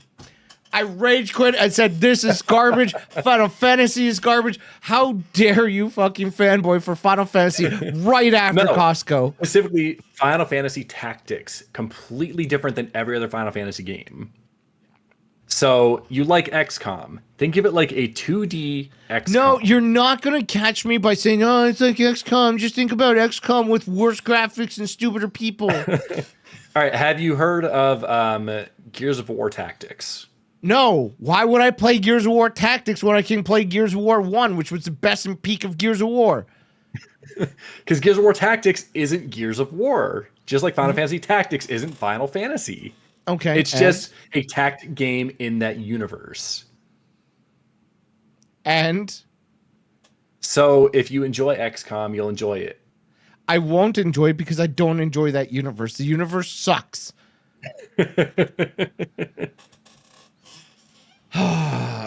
So what other games after Final Fantasy Tactics are you going to play? Are you going to go back to Hunt Showdown?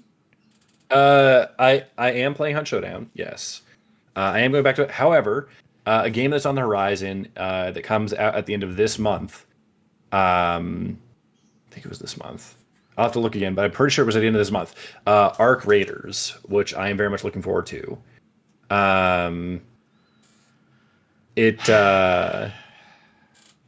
It's basically a looter shooter, but third person. Third person has me a little thrown off on it. I played it during the playtest, though. It was a lot of fun. And yeah, I don't know. I guess it's just a game that I personally enjoyed. If you would enjoy it, you should get it and play it. I don't know. They're having a playtest during TwitchCon, aka also ZamCon, that you can give it a try during. If you wanted to. No. Why the fuck would I play this game? Have you ever looked at this game's artwork? Yes. I don't care about games artwork. I care about the game itself. If they can't do good artwork, how can they make a good game? I enjoyed the playtest when I played it. I enjoyed it a lot. Why is Indiana Jones here? Oh, I spelled arc wrong. Whatever. What does ARC stand for? It's the type of robots in it. I don't remember exactly what it stood for, but it's basically the robots in it. Okay. No, I'm not going to play Arc Raiders. I think it looks stupid. I'm sorry. I looked at the art. I judge a lot of games based off their covers. I judge a lot of books based off their covers because if you can't sell me on it on your promotional material, the entire purpose of the promotional material is to make me interested in playing it. Why would I play it? I mean, that's fair. That's a way to judge. It's 100% a good and fair way to judge because if you look at it and it doesn't seem like a cool, fun game that is badass and it looks like trash. You know, I grew up in games in the day where games were fucking trash. Like Commander Keen. What were any of the enemies of Commander Keen? Nobody knew. What were you shooting them with? A ray gun? A yo-yo? Why were you doing that? Nobody knows. I played trash games. I look at games all the time and wonder how trash they are and how people enjoy them. There's so many games being made nowadays, and I just don't understand why people like them. Arc Raiders I can somewhat see because people love their looter shooters, and they got to get the newness. But like, So here's a game, and I'm going to get a lot of hate for this, but here's a game that I don't understand why people enjoy it. I personally don't enjoy it. It's called Repo. No, I also share that opinion, but that's I feel like I have a different opinion from yours. And my opinion is purely based on I don't like friend slop games because I don't like friends.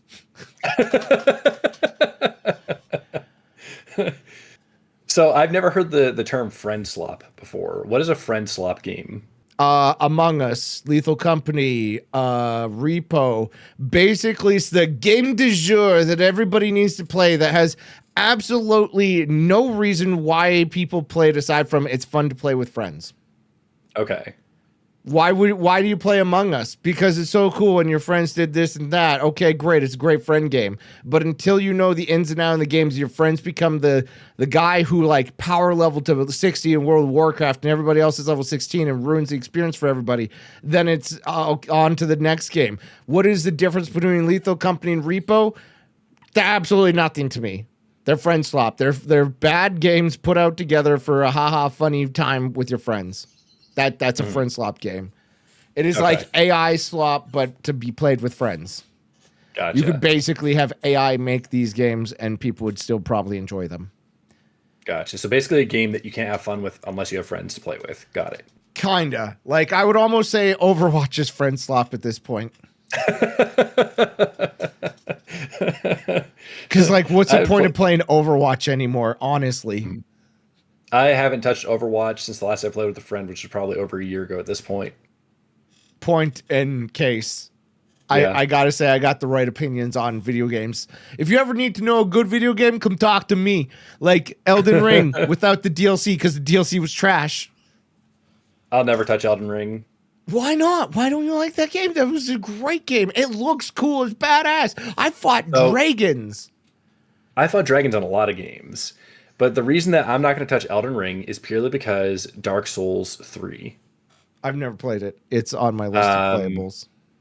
And it's partially my own fault, but basically there was one enemy that I tried to fight when I wasn't supposed to, because you're supposed to just not go the direction I went, and I spent probably 3 of my first 4 hours of the game trying to get past him.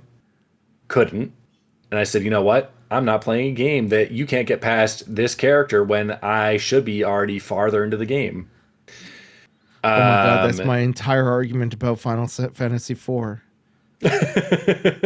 It makes so much sense now. This is the first time that you've said something that I gained respect on. Well, the worst part is it's an enemy I wasn't supposed to fight. And I found that out after I talked to other people about the game. They said, no, that was the wrong direction. You weren't supposed to go that way. That's the whole reason I hate Baldur's Gate 3, because I went the wrong direction in Act 2 and ended up being told the wrong thing. Basically, it's warning this is going to change the story. Wasn't a big enough warning that it's going to say it's going to skip all the entire Act 2. But I will say, at least in Dark Souls and in Elden Ring, if it bleeds, you can kill it. Unlike in Final Fantasy IV, where you can't make it bleed and kill it. It bleeds, but damage goes up. Nothing fucking ever. You can't win it ever.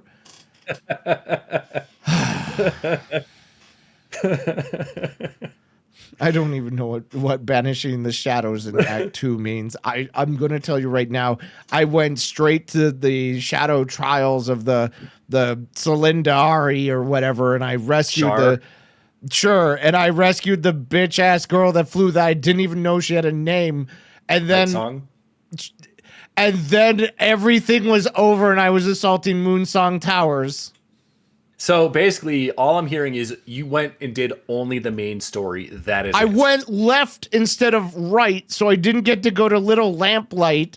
And so I went to the town and then said, geez, that's a big monster. I'm not leveled enough to fight, so I'll go right. And I went to the fucking catacombs, and then everything died. Everything died. I'll tell you what, Zam. If you are willing to give Baldur's Gate 3 another go, I'll play it with you, and I will walk you through it. Because Act 3 was even worse. I wish I could have Act 2, Act 3. I spent so much time in Act 3 going to each and every single goddamn fucking house to find out if there was any cool story at all in Act 3, and the only cool thing in Act 3 is a goddamn circus. No, there's a lot more than that. There's one. There's so much more. Name one. You can literally find a fucking dragon under the city and fight it. Oh, that's so cool and great, except it's not fucking realistic to any of the other Baldur's Gates in the series that I played. You can go and find the assassin cult and take on the assassin cult. That's so great and to find an assassin cult. And if you're playing as the Dark Urge, you can actually become that and then slaughter the entire world. Wow, that's so cool. That's sarcasm, by the way. There's so much to do in There's Act so much 3. to do because they gave each and every single developer a house to fucking make a story with. None of it fits together. The entire city of Baldur's Gate does not meet the entire lore of Baldur's Gate. It's so bad. I can't. You go in a goddamn submarine to a jail. Yeah. A jail under the water. You find an underground base of druids literally next door to the underground base of the undead motherfuckers. How do they not burrow into each other? I don't know. It's bullshit. Baldur's Gate's bad. 6 out of 10. All because Act 1 was good. You call bad. Act 1 was fucking good. And then it went downhill. It went so fast downhill. I will say they did spend the most development time on Act 1. It was the only part of the game that was also part of the beta test and everything. So yeah, they nailed Act 1 and then they fucked around with Act 3, and Act 2 is... I feel like I got a bad taste of Act 2 because I accidentally went the right way. I mean, technically you went the wrong way because you were supposed to go to Last Light first anyways, but... Then why don't you program the game to make me go past Last Light instead of starting on the left? It gives you freedom of choice, and freedom it lets you actually choice, my things. ass. The illusion of freedom of choice. You know what I said? I'm gonna fucking mind control this mother brain shit. You know what happened? It was a D100, and I critted, and I still lost. Well, you didn't lose, because what it does... I had to save. If you get that natural 20 on the 99 skill check on the Elder Brain, it makes so that you fight it with less HP. I didn't want to eat the fucking brain bug, but illusion of choice, you roll. Why do I have to roll for a fucking decision to eat a goddamn bug that's a critical decision? What are you talking about right now?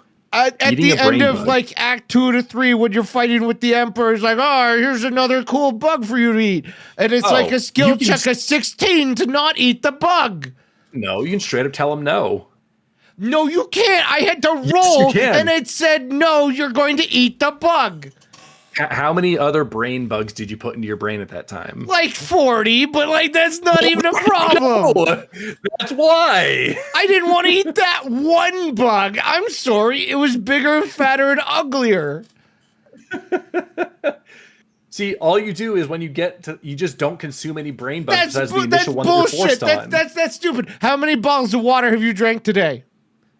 2. Would you like another bottle of water? Roll a D20. Get higher than a 16 to resist drinking another bottle of water. That's so fucking stupid. The difference is that those bugs literally are turning you a lithid. The more you consume, the water's not hydrating you? It's a good thing. You're getting hydrated. It's still bullshit. Is this controlling my brain? Is it controlling my brain? There's so much water in your brain, and if you don't hydrate, you get a fucking migraine.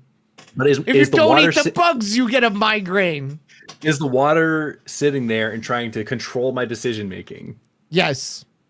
No, it's not. How do you know? What if there's bacteria in the water that's slowly altering your brain chemistry? Have you ever thought about bacteria, that? Then that's the bacteria, not the water. But it's in the water.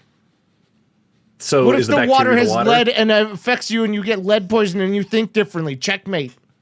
That's the lead then, not the water. No, it's in the water. It's in the water. It's in the water. It doesn't make it the water. Yes, it does. Yeah. What do you mean? It's a separate thing. It's not. It's in the water. It isn't the water itself. You have microplastics in you, right? Probably. Okay. Does that make the microplastic me? No.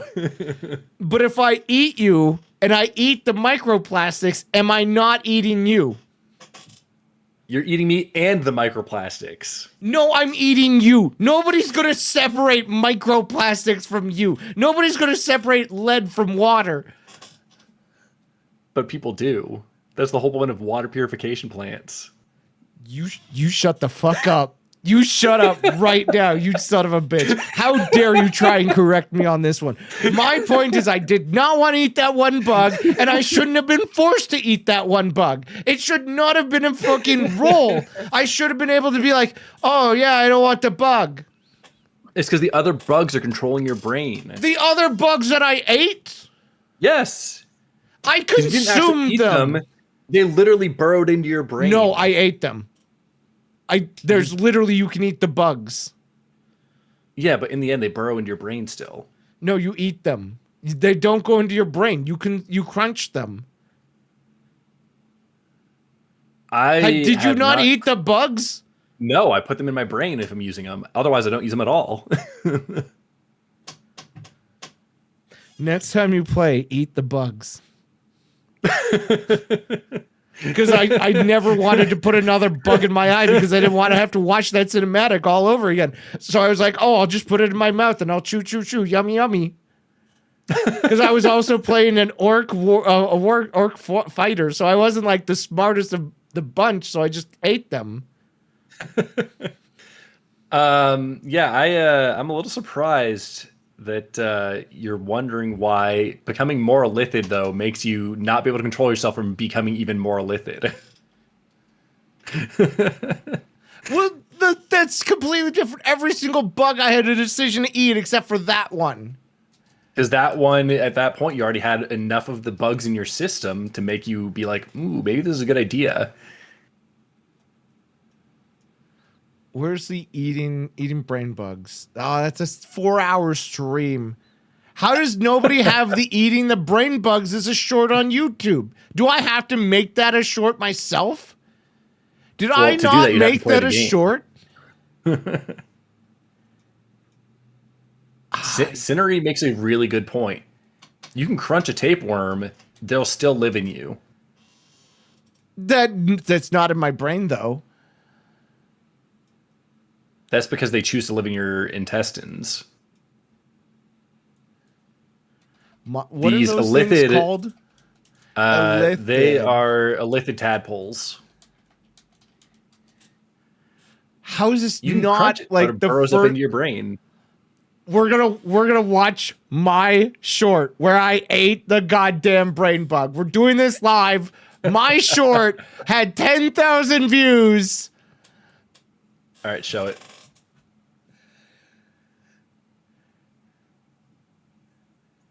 I ate the bug. Oh, he was that upset. Specific one. I had to roll, and it still made me eat it. Yeah. What about the other ones? Did you crunch them? No. You literally injected them into your brain. No, I ate it through my mouth. It wanted me to commune to it. Only that one you ate with your mouth. The rest of them you put directly into your brain. No, I ate those two. If I can eat that one brain bug, I can eat them all. Then it made my character all ugly too. That was the worst part about it. That gave you a partial illithid transformation. He even But I didn't want to. I didn't want to, and it forced me to eat it. You shouldn't have put the other bugs in your brain then. Literally the choice. Eat it. Number 2. You eat the bugs. Checkmate. I have a short about it. Literally the only short about it. How does nobody eat this bug on YouTube? That is the only one you can eat. The rest of them you can't. The rest of them you put in your brain before that. You're just jealous I ate a bug. I don't think I am. I'm upset that I had to because I had to roll to eat the bug. The bugs are the smartest part of my brain, my ass. So no, we're not going to play Baldur's Gate 3 is my answer. Never. So back to the thing I alluded to at the very start of stream about Cinery. Cinery had donated some money on my stream. And it was to get me to pour water on myself. So my shirt and my boxers and my shorts are significantly wet.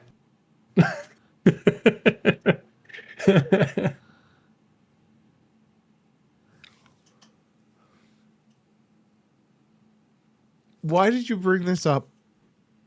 What was the purpose of this story? I was just thinking about it, and I was like, well, I need to talk about it. Why did you lower yourself? Why did you lower your standards? Lower my standards? What do you mean?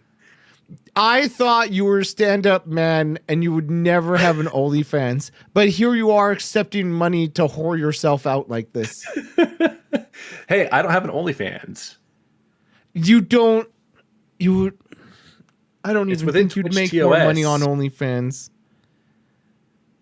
Oh, man.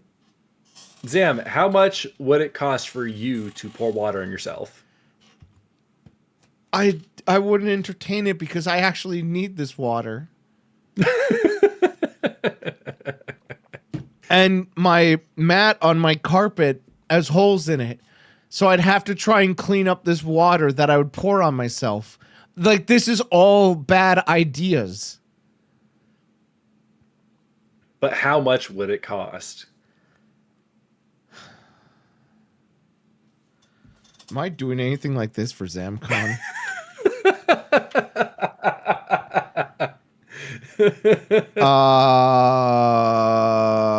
The closest I think I get is a hot tub stream at 1,000 subs. Well, that's different. I don't feel like it's that different. I still get wet. It has the big a price. difference is you're sitting there pouring water on yourself while fully clothed versus getting in a hot tub in your swim trunks. It's going to be relax. a kid's pool. Let's be very simple and generous on that. It's going to literally be a kid's pool or in a tub. And that's not a hot tub. It is as close as I can get with Twitch, and I'm not buying a hot tub for a stream.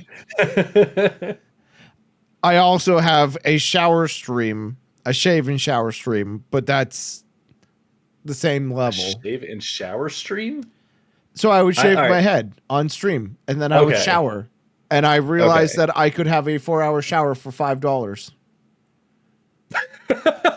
The problem with the 4-hour shower stream is how long is my hot water going to last? Your hot water will not last 4 hours unless you have on demand. I don't think I'm going to do a 4-hour shower stream because I feel by at that point it might be dangerous how wrinkly I get. So speaking of ZamCon, why don't you kind of tell us all a little bit more about what the rewards are going to be? I haven't announced. And by rewards, I mean for the things you were just talking about. Oh, fancy cowboy hat, an editing stream, a onesie returns for redeems. Chat gets to pick a game stream, a cooking stream, an IRL stream, a Photoshop stream, a cosplay stream, a pick a holiday emote, shower stream, hot tub stream, workout stream. I get a new onesie to wear on streams, a horror stream. They've already unlocked the bonus bird stream. Another couple chat pick streams, chat tweets redeems, a no audio redeem where I don't get to talk. I didn't see chat pushing for that one. Fancy hat redeems, the compliment redeem returns, cat ear redeem, a workout redeem, bean boozle redeem, marbles redeem. There's all sorts of things in my thing. Okay. But I would argue the more important thing is that we're doing giveaways every day of not only merch, but we have sponsors like Chimera, who's going to do some artwork for people. We got Mr. Boombody, who's doing handmade chainmail items for people like necklaces, earrings, keychains, all that sort of stuff. And super secret sponsor for Monday that I'm not announcing until the start, the opening ceremony. So tune in next Thursday, 1 week from today. We're also doing Zam Real Talks live as the keynote, the starting of ZamCon. We're going to go from the opening ceremony straight to Zam Real Talks, where I'm going to be talking with Pix. It's going to be a fun time.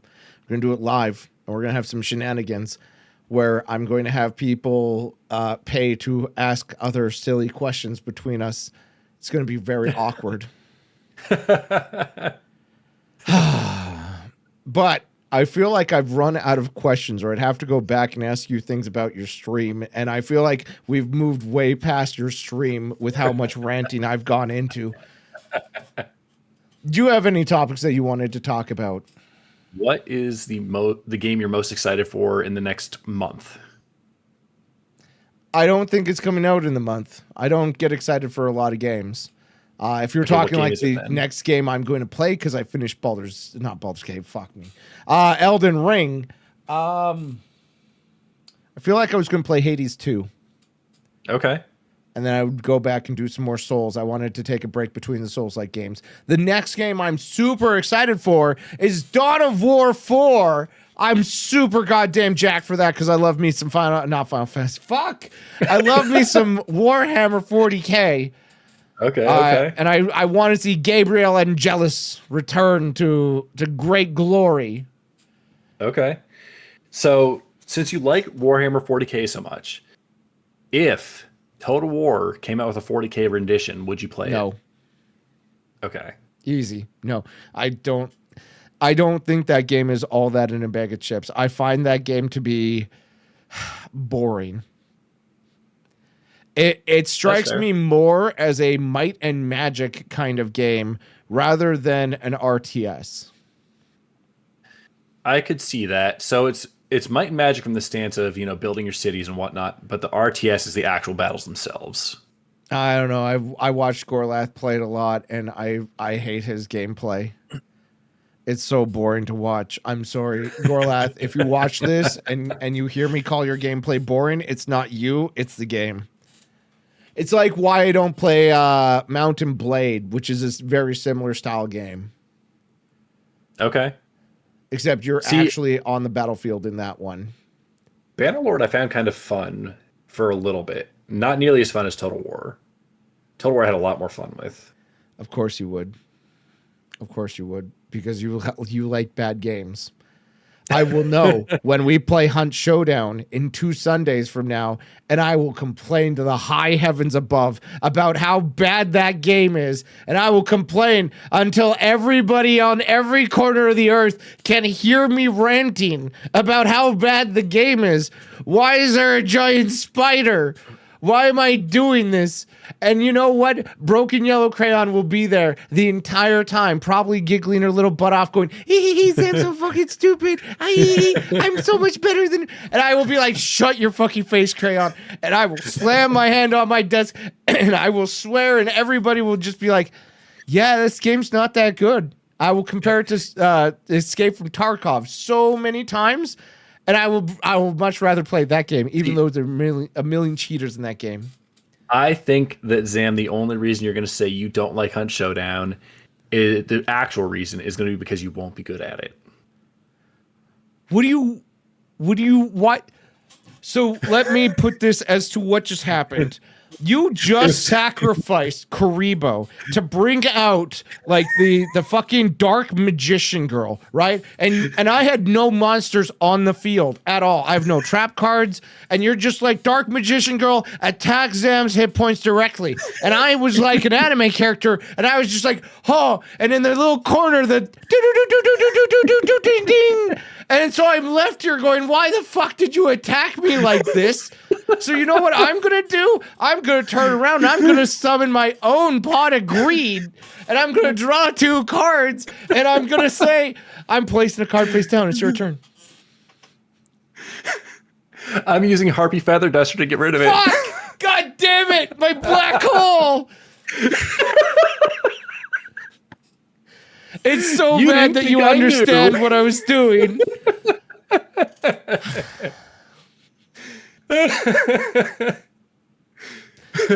You're a goddamn nerd.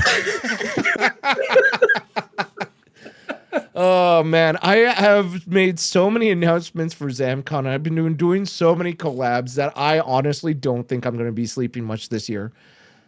I was thinking of doing like a Helldivers with you and anybody else after the Hunt Showdown, but I think I might need a nap after that because Saturday is jam-packed and Sunday's the only slightly smaller day that I've got going on right now. I get to announce the schedule on Saturday, and that's going to be so relieving. I've done so much work into prepping ZamCon. It's been crazy. I don't think I'm going to do a ZamCon 3 because I don't think ZamCon is going to be that eventful. I don't know. I think it's good.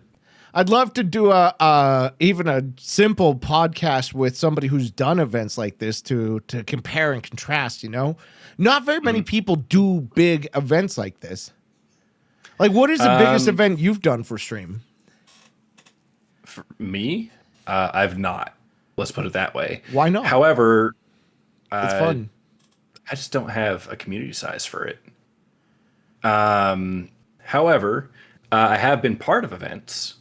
One is called the Hunt Hoedown, which is actually coming up the weekend after TwitchCon, if I remember correctly. No, maybe. I don't remember. I have to look it up.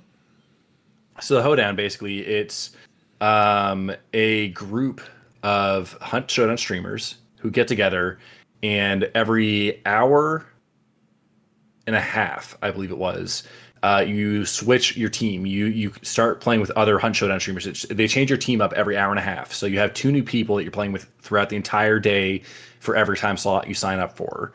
And so it's basically a way to kind of network with new Hunt Showdown streamers. And it's this whole big event that you get invited to if you wanted to partake in it, kind of thing. I don't hate that. That actually sounds cool. It's a lot of fun. There's a lot of streamer events that I hate. I don't know if I would play Hunt Showdown that much. I'm not going to lie. I feel like I'm going to play it with you and Broken Yellow Crayon, and then I'm never going to touch the game again. I mean, maybe not. We'll see if you like it. I feel like I'm not going to. How are you going to make it so that I like the game? By hopefully educating you well enough on it that you get really good at it. Oh my God, because if you're really good at it, I have a feeling you'll stick with it. Do you not remember the last time you tried to teach me a game? What game was that? Oh, Risk of Rain 2. Yes, listen, do you not remember? You were just really bad at that, and I can't help that. I was not bad at it. You taught me wrong. You were teaching me worthlessly. Like I just needed a quick answer, and you'd go and pull out the fucking goddamn Bible. In the beginning, the Lord spake, "You can upgrade your thing by going over and unlocking this thing, but if you have money only, but you could get money by developing land and finding a fucking dice that you roll, and then you take the money from your friends, but they can take it back, so you got to make sure you got enough bank." Why do I have to just tell me how to do the thing? Why are you going into the fucking beginning of the universe shit? I mean, do you want to know everything or not enough? I don't care. I just want to know how to shoot a guy in the face. Okay, left click.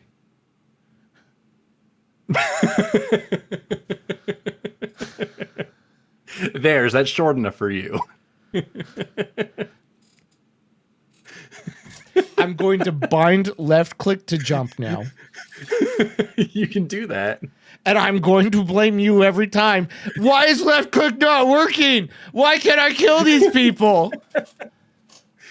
And I'll say, because you chose to change your keybind. That's your own fault. No, it's not my fault. I have a bad teacher. Luckily, Broken Yellow Crayon is going to be there to help me walk through this. I gotta tell you, I have zero faith in your training abilities. I really hope you don't become a manager because you cannot communicate effectively in a combat situation. Okay.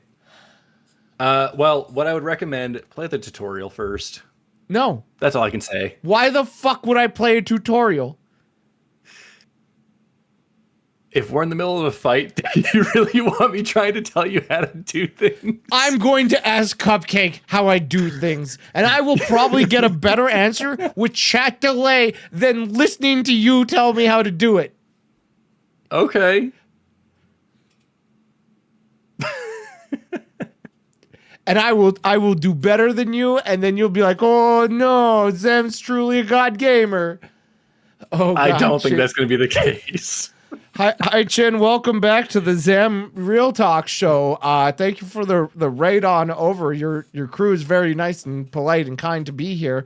How are you doing? Welcome to stream. We are talking about Hunt Showdown and ZamCon currently, and how Dot's bad at fucking teaching people how to play.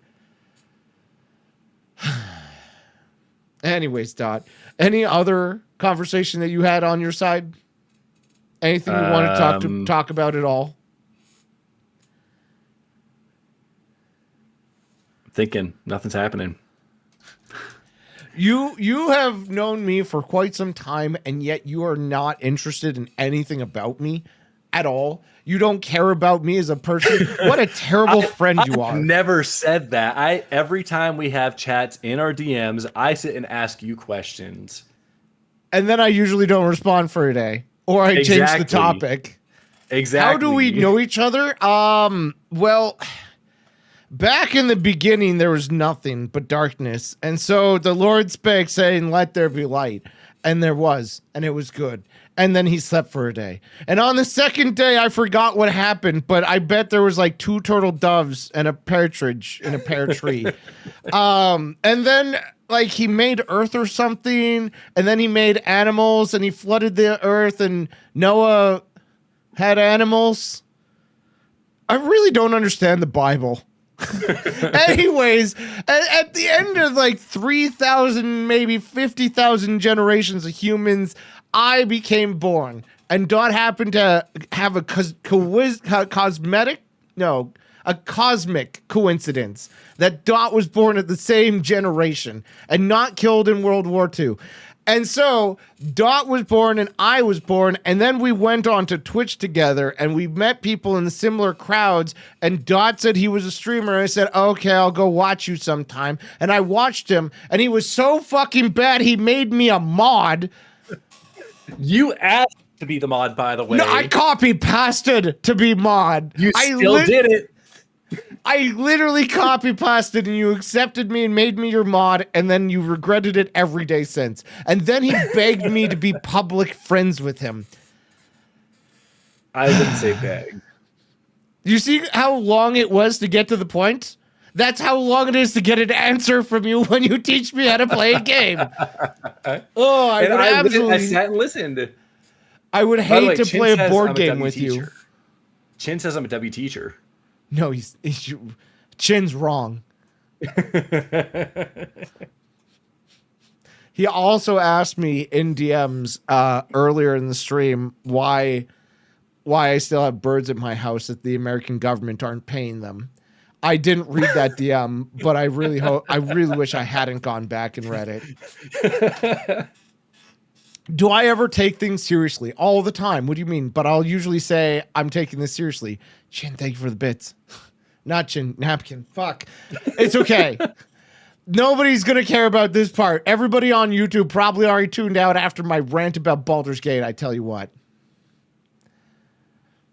Because I tell you, I ranted about Baldur's Gate on several of my YouTube shorts and everything, and YouTube tore me apart. Apparently, you're not allowed to say Baldur's Gate 3 bad. Well, you've seen how chat reacted to you saying that. So Chat wasn't that upset at me saying Baldur's Gate 3 bad. But that's what I'm saying. They were a little upset. YouTube is always infinitely worse. I don't know. The XCOM series isn't that bad.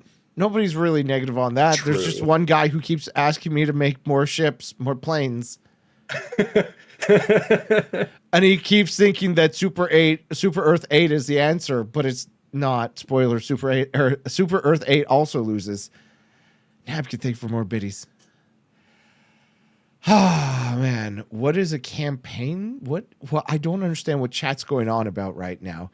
But I will tell you, don't become a YouTuber. Don't become a streamer. What's your opinion on the outlook of streaming? Do you think streaming's growing? Do you think it's shrinking?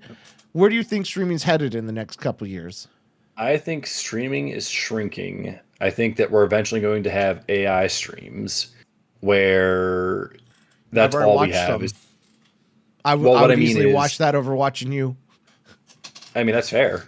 But I what I mean is like full on AI, not where you have another person there helping the AI and stuff. I mean, like it's actually just an AI. Yeah. Did you not see the Seinfeld ripoff and all the spinoffs of that? No. Oh, it was so good until they made it politically correct.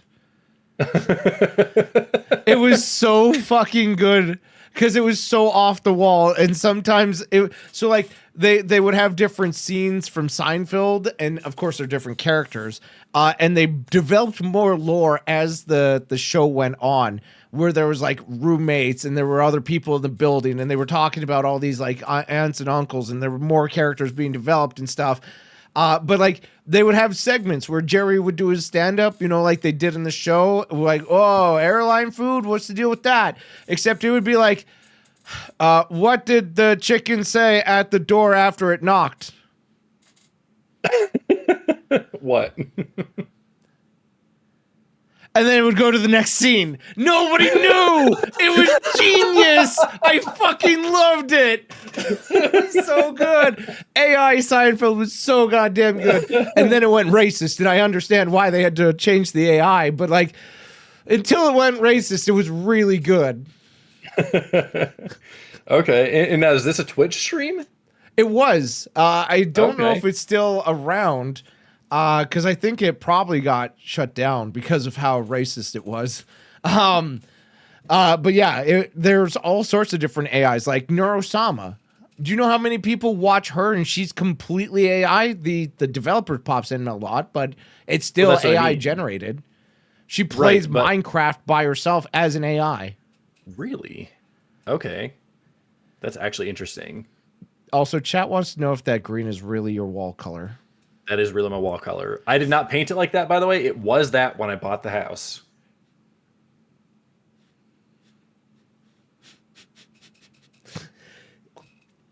And Zam hates it. You can paint your walls, right? I can, but that costs money and time. And you can I put have too things much in other your stuff to do. background like a Canadian flag. No, I will never have a Canadian flag. I'm not Canadian. Imagine if you did. I should have made a ZamCon redeem where I replaced the Canadian flag with an American one. That would have been so good. You can add it. No, I can just imagine some of the comments you'd have in your chat if you did that. There's no shot I would ever get 1,500 subs to make that the next milestone. I'll make it a milestone if we get there. I think it's possible. I don't think so. I don't think so. I've been actually putting my eyes to the grindstone. What is it? There's an idiom there. I've been looking at what's the grindstone. No, I've been looking at what's nose. going on in the industry for like subathons and stuff, and I'm not gonna lie. They're not breaking 1,000 subs in subathons much these days, unless you're like a super big streamer. And I'm talking like 1,000 subs is usually around like 100-ish viewers, 100 to 300-ish. So if I were to extrapolate that data, and I'm not a 100, 300 viewer stream, I don't think I'm going to break 600 subs. Just using basic industry math. Now, could I have a fucking whale in my chat and I don't know it? Sure, but I usually chase off whales. I noticed you don't have many whales in your stream either. No. Why?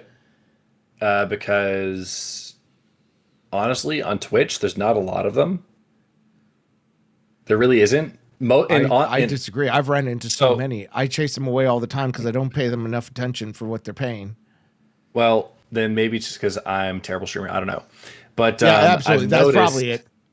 I've noticed that a lot of the whales tend to be in female streamer chats or very popular streamer chats. So what's the problem with you? I'm neither of those. Oh.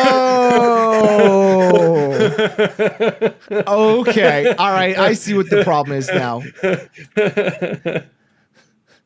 I don't like when people in chat say I have a cunning plan, or what's even worse, when they ask to ask a question. I mean, as soon as someone asks if they can ask a question, you know it's not good. That, or you pull out your dad joke all the time where if I asked you to ask a question, you'd be like, oh, but you already did. Yeah. Thanks, Dot. Great jokes. You're welcome. So you're participating in this hoedown, but you're not doing any big events yourself. Why don't you do big events? Because that's how you technically are, like, that's a huge growth thing, is to do big events. I mean, I could probably plan something, but I mean, I just don't think my community is large enough to even have a chance to make it grow. You know, I Right? say the same thing about ZamCon. But I argue by doing ZamCon, you're going to grow because people are going to watch it and people are going to know it. And you're going to collab with people. You're going to do things. You're going to make things happen. And then people will be like, this cool thing happened at Dot, so I can go watch them some more. That's fair, but I also collab like every stream. Yeah, but Now, I'm going to give you a very spicy opinion on that. I think Uh-huh. that collabing the way that you're doing it is horrific. Okay. It is counterintuitive to grow. So what people might not know is Hunt Showdown's like a 3-person squad that you can play with a couple people and play for several hours. And that's what Dot typically does, is play with like two friends, whoever's available typically, and then they play the game. So here's why I consider it to be horrific. It's similar to playing Overwatch, in my opinion, which is now 5 heroes, I think, regardless if it's 5 or 6. You're playing with too many people, and it's also detracting from you as the attention on the stream, if you understand where I'm going with this. Because people should be coming to your stream for you primarily, what you got to say, what you got to stream, all that sort of fun stuff. They're not really going to be caring about the collabs that you're doing, especially when your collabs aren't streamers for the most part, or bigger streamers, or streamers that they would be hyped and excited to come and talk about, right? When it's always doing a collab, it's no longer about you as a main character of your stream, and you can become more of a support class to the others. And then why would I watch a support class when I could be watching a main character, right? And further, by doing collabs every stream, it's not special. It's not something that people are going to get hyped for. It's just going to become nomenclature, where they're going to expect it every day, and it's never going to be fancy unless you play a different game as a collab. So I don't think it's beneficial in any way. It's easier as a streamer, sure, but as for like a viewer's perspective, it's not beneficial to be doing squad-based games unless it was something cool like what was that YouTube crew, like the Animal Crew or something? The Creatures, that's what it was, where they had like 6 different streamers that would come together and play once a month together, or do like a Minecraft series together, but they would all break off and do their own things, and they would come back and interchange that way. And that way their community was grown between them, and that their community was able to have the collabs, but it would also be a special collab. So that's my opinion. That's why I think your way of doing it is the worst way. Don't let me tell you how to stream, though. I'm not the stream expert, but I look at it from I would never do it. I would not do it. If I were to do a streaming team collab, it would be a same stream, same day, and it would be a set day, and that's how I would do it. I wouldn't do a pickup group. So kind of like how I do the Bow Brothers. Sure, I don't know what that is. The second Saturday of every month that I do Hunt Showdown thing at night on Saturdays, where me, Vanderwood, and Onslaught all get together, and it's once a month, every month, that we do Hunt Showdown together. We all get dressed up in our Viking clothes. We get our face paint on, all that kind of stuff, and we play Hunt Showdown together. It's called the Bow Brothers because we all use only a bow in the game during that time. I hate it because it's very niche. It's very tight of what it is. But hey, it's a collab. That would not be horrific. I would not be like, oh, this is terrible. I think that I've probably tuned in for 1 or 2 of them and hated it, but that's a different issue. Chat says, think the Zam has hot takes and so blunt. I don't think what I said was that much of a hot take. I don't think it was that blunt. I think I was just succinct in why I have the opinion, the justification of said opinion, and how to improve it and do it better. I don't think it was a hot take or blunt. I mean, I'm open to other people to argue. Like, if you wanted to argue about why your collabs are better than not collabing, I'd be open to hear it. But I don't think you have a good argument to stand on. As you just sit there. I mean, I don't have an argument because, I mean, what you're saying makes sense. Of course. It does. Why doesn't everybody ever say that? I say so many things and nobody ever says, Zam, that makes sense. This is the first time. Put it on the calendar. I mean, I won't tell you that you don't make sense if you don't make sense. You know, I've told you that you don't make sense when I think you don't make sense. Yeah, but that's because you're dumb and don't open your ears. Oh, shut the fuck up. Oh my God. Oh, fair enough. But I know it's getting towards midnight your time. We should probably Yeah. look to end this. I know I could talk to you for hours. I've got so many different things to talk about, but I think this is a good place to end it. Dot, thank you for being a part of the show. Thanks for agreeing for being the last one before ZamCon. Do you have any big events coming up that you want to collab, shout out, and yell? He said knowingly. I See, this is why you do events so that when you collab, you can shout out and be building the hype for the next big event. Did you guys know at ZamCon on October 19th, I will be playing Hunt Showdown with this mother father and Broken Yellow Crayon. And you can see more of this cool action at that stream. Look at how good of a streamer I am.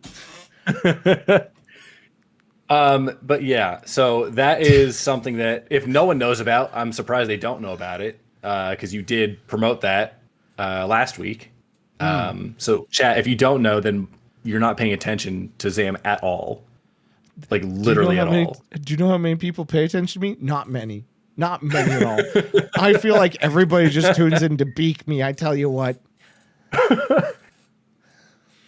But yeah, I'm actually really excited for that because for probably how long have you been a mod on my channel now? A year and a half, 2 years?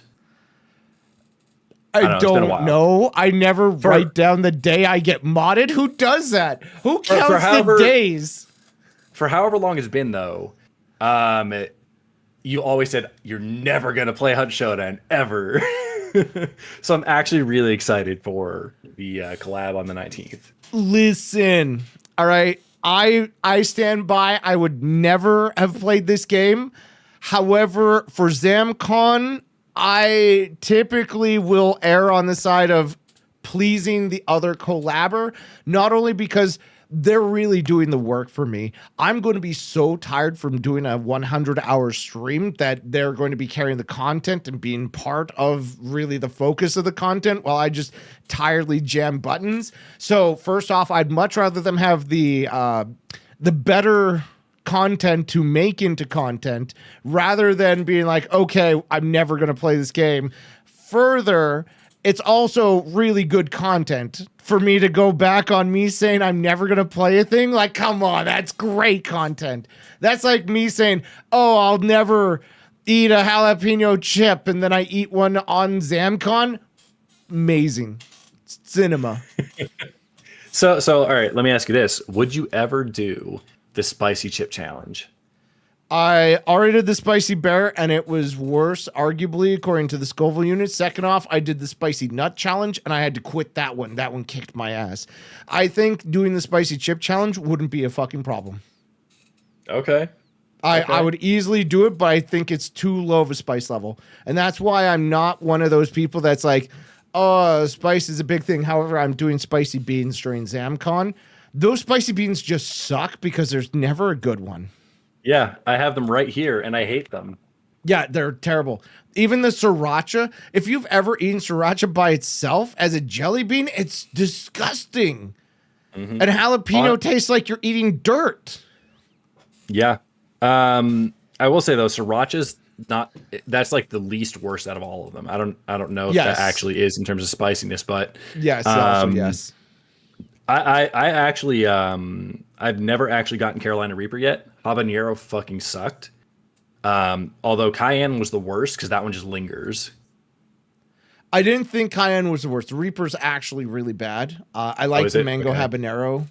That one's really good to me. The cayenne is the second worst in my opinion. Okay. But they're all Carolina terrible. Reaper yet, so they are very front forward and they go away very quickly though. Yeah. So unless you're like me and you eat 8 of them at once and then you just hate your life for an hour. That seems terrible. Why would you do that? Because people paid to make me do it, and that's the same thing with ZamCon. They're going to pay me to do it. So, chat, I'll add something where if you do a double for every 2 that you make Zam do, when I'm collaborating with him during the collab on the 19th, I will do 1. Okay, you're going to have to remind us, and you're going to have to live by that. You know that's going to be terrible, right? I will live by it. and it's gonna be terrible. But guess what? It's gonna get you a lot of subs. I don't think it will, but if it does, I don't want to do all these redeems that I have on here. Oh shit, we're also doing the drop gun redeems during your time too. That's gonna be stupid. I hate that.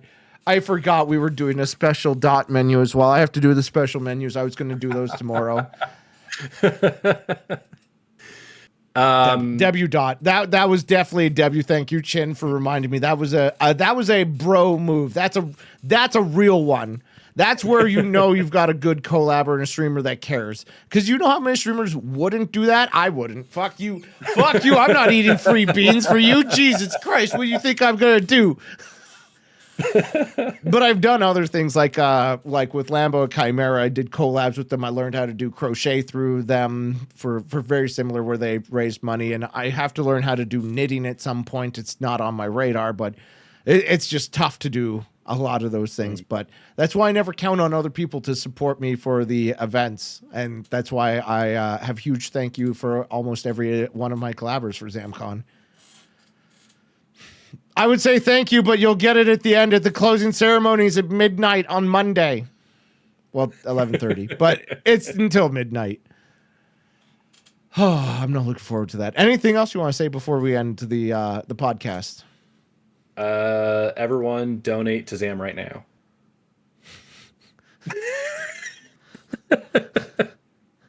Why? Because I wanted to say it. So... Thank you for the bit. What you should say, by the way, pro streamer advice coming from Zam right now. It's not donate. Donate is usually a frowned upon look. Rufus, thank you for the bits. It's any primers in chat. Drop your primes on Zam right now because primes are free and they're easy and people typically forget about it. So primes are what you typically would go for. Sonori, thank you for the bits. Stop. Guys, I'm not going to go on another hostage train this week. Guys, you could do a hostage train. Now, the question is, how many levels can you add to this hostage train? On Tuesday, we went to level 6, but they've now started a hostage train. Rufus, thank you for the bits. Do I cut this out of the podcast? I don't know. I feel like the answer is yes. I end it where you say, oh, I don't have anything more to say. And before you say something like, oh, guys, donate to Zam right now, I'll just cut it all out. YouTube, if you see this, I failed to do that. I think they would get that since the stream kept going. No, so what I do is I take highlights of the stream and I pretty much cut it down to just the podcast segments because I do an intro, I do an outro, I waka with chat, you know how it is, and I don't think that's good content for YouTube, so I cut it off. I would edit these podcasts further, but my biggest problem is I would have to download the entire what's been almost 3 hour stream right now. Then I would have to cut it, edit it, put on the stuff that I want to put on, then re-upload it to YouTube, and a 3 hour upload is like an entire day upload on my fucking speed to YouTube. I don't know if that's a me thing or a YouTube thing. I feel like as a YouTube, they limit you. Alex, thanks for the bits. I don't know. I've only ever uploaded shorts, so I couldn't tell you. Shorts are super easy to upload. I have one going live tomorrow. I don't remember if it's a good one or not. I can double check. It's literally I uploaded it and I'm still there. What's the short for tomorrow? Oh no. It's a terrible one. It's with the person that's no longer part of the community. It's a stupid thing that XCOM does where I open a door, right? I tell the character to open said door because we narrate what our characters are doing. And so they open the door and there's nothing inside the door. So I tell them to move to a pillar inside the room and they jump through the window. We've had that happen so many times. Why did I even open the door? And then it was when we were playing with ours, and I had told the guy to go around to the side of the building. He went up the building and then jumped down the side. Exactly. Everybody who is XCOM knows that. Isn't that on brand with people leaving your stream? What? Who just puts a comment like that in chat? What do you mean on brand with people leaving the stream? People do leave the stream, don't get me wrong, because we've been making shrink choices and not growth choices. I'm pretty sure that's a phrase now. I'm going to make it because I'm not deciding to grow the stream in any capacity. Not because, you know, I'm trying to find a relationship or anything. It's just because I don't want to say I'm lazy. I don't see a benefit. I don't see anything of why I should put more effort into the stream because the stream's already really fucking good, right? I think the worst part about the stream is me. So I'm working on myself instead. And that's what I'm working on. I don't think I need new production. I have a fucking amazing cam. I have a great background. I don't need more birds. I'm not getting more birds. Not for a stream. But yeah, I don't know what more I can improve on my stream aside from like 2 labor-intensive ideas. I think that one thing you could add is a monetary incentive to pour water on yourself. Chat, how much should I charge to pour water on myself? I need this water. Don't get me wrong. I'm literally going to make sleep juice right now. Less shrinkage, more shot. What does more shot mean? $1. No shot. You want me to pour water myself for $1? You're gonna get just like, hold on. This is an example. I'm dipping my fingers. I got in my eye. That's all you would get, chat, for $1. No more. How dare you? Oh man, for $1, that's maximum content you would get. For $20, I might like fist the water and split. No, how much did you charge them? 50. Although it was in bits, so it was technically a lot more for them. But you still got the 50, right? That's I don't think 50 is worth it. Why did you do the whole bottle? No, it was a half a bottle of water, and I poured it all over myself, not thinking to put something under me first to absorb the water. Do you not have a stream towel? Do I need to teach you about stream towels? Why would I need a stream towel? Oh my god, chat, always have a towel handy if you're a streamer. You don't know when you're gonna spill a drink. You don't know when something's gonna spill, splash. You know, you wave your hands around, you're talking, you're excited, you slam the table, a drink goes everywhere. You need a fucking towel. What if you, like, are really needing to piss because the stream went for fucking 12 hours and you haven't had a break? You get a towel, you put it between your pants, pee in the pants. I've never done that. I've never fucking streamed. I've never peed on stream, I should say. That example was pretty succinct, so it sounds like you might have done it. Always have a towel ready. But I have a floor mat under me basically that caught all the water, so it didn't go on my carpet. So do I, but mine's broken because I'm fat and the wheels break it. Well, I have a more flexible one because I broke my solid one also. Yeah, so I had a blanket though that I have in my chair normally, and I use that to wipe up all the water because it was wet anyways from pouring water on me. So, yep. No, have a stream towel. Always. I can't stress it enough. The stream towel has only betrayed me once. And that's because I left it underneath the wheels of my chair and I fell in my chair because it got stuck on the towel. And that was during a major skinathon event. If you ever riot, it shows up in the middle of the screen because chat wanted it on the riot. But beyond that, the stream towel saved my bacon so much because I don't have to pause the stream to go get a towel. I have it literally right next to me. It is an important part. Oh, the hostage train is over. We can end the stream. I don't need to be kept hostage. I forgot. I didn't even watch.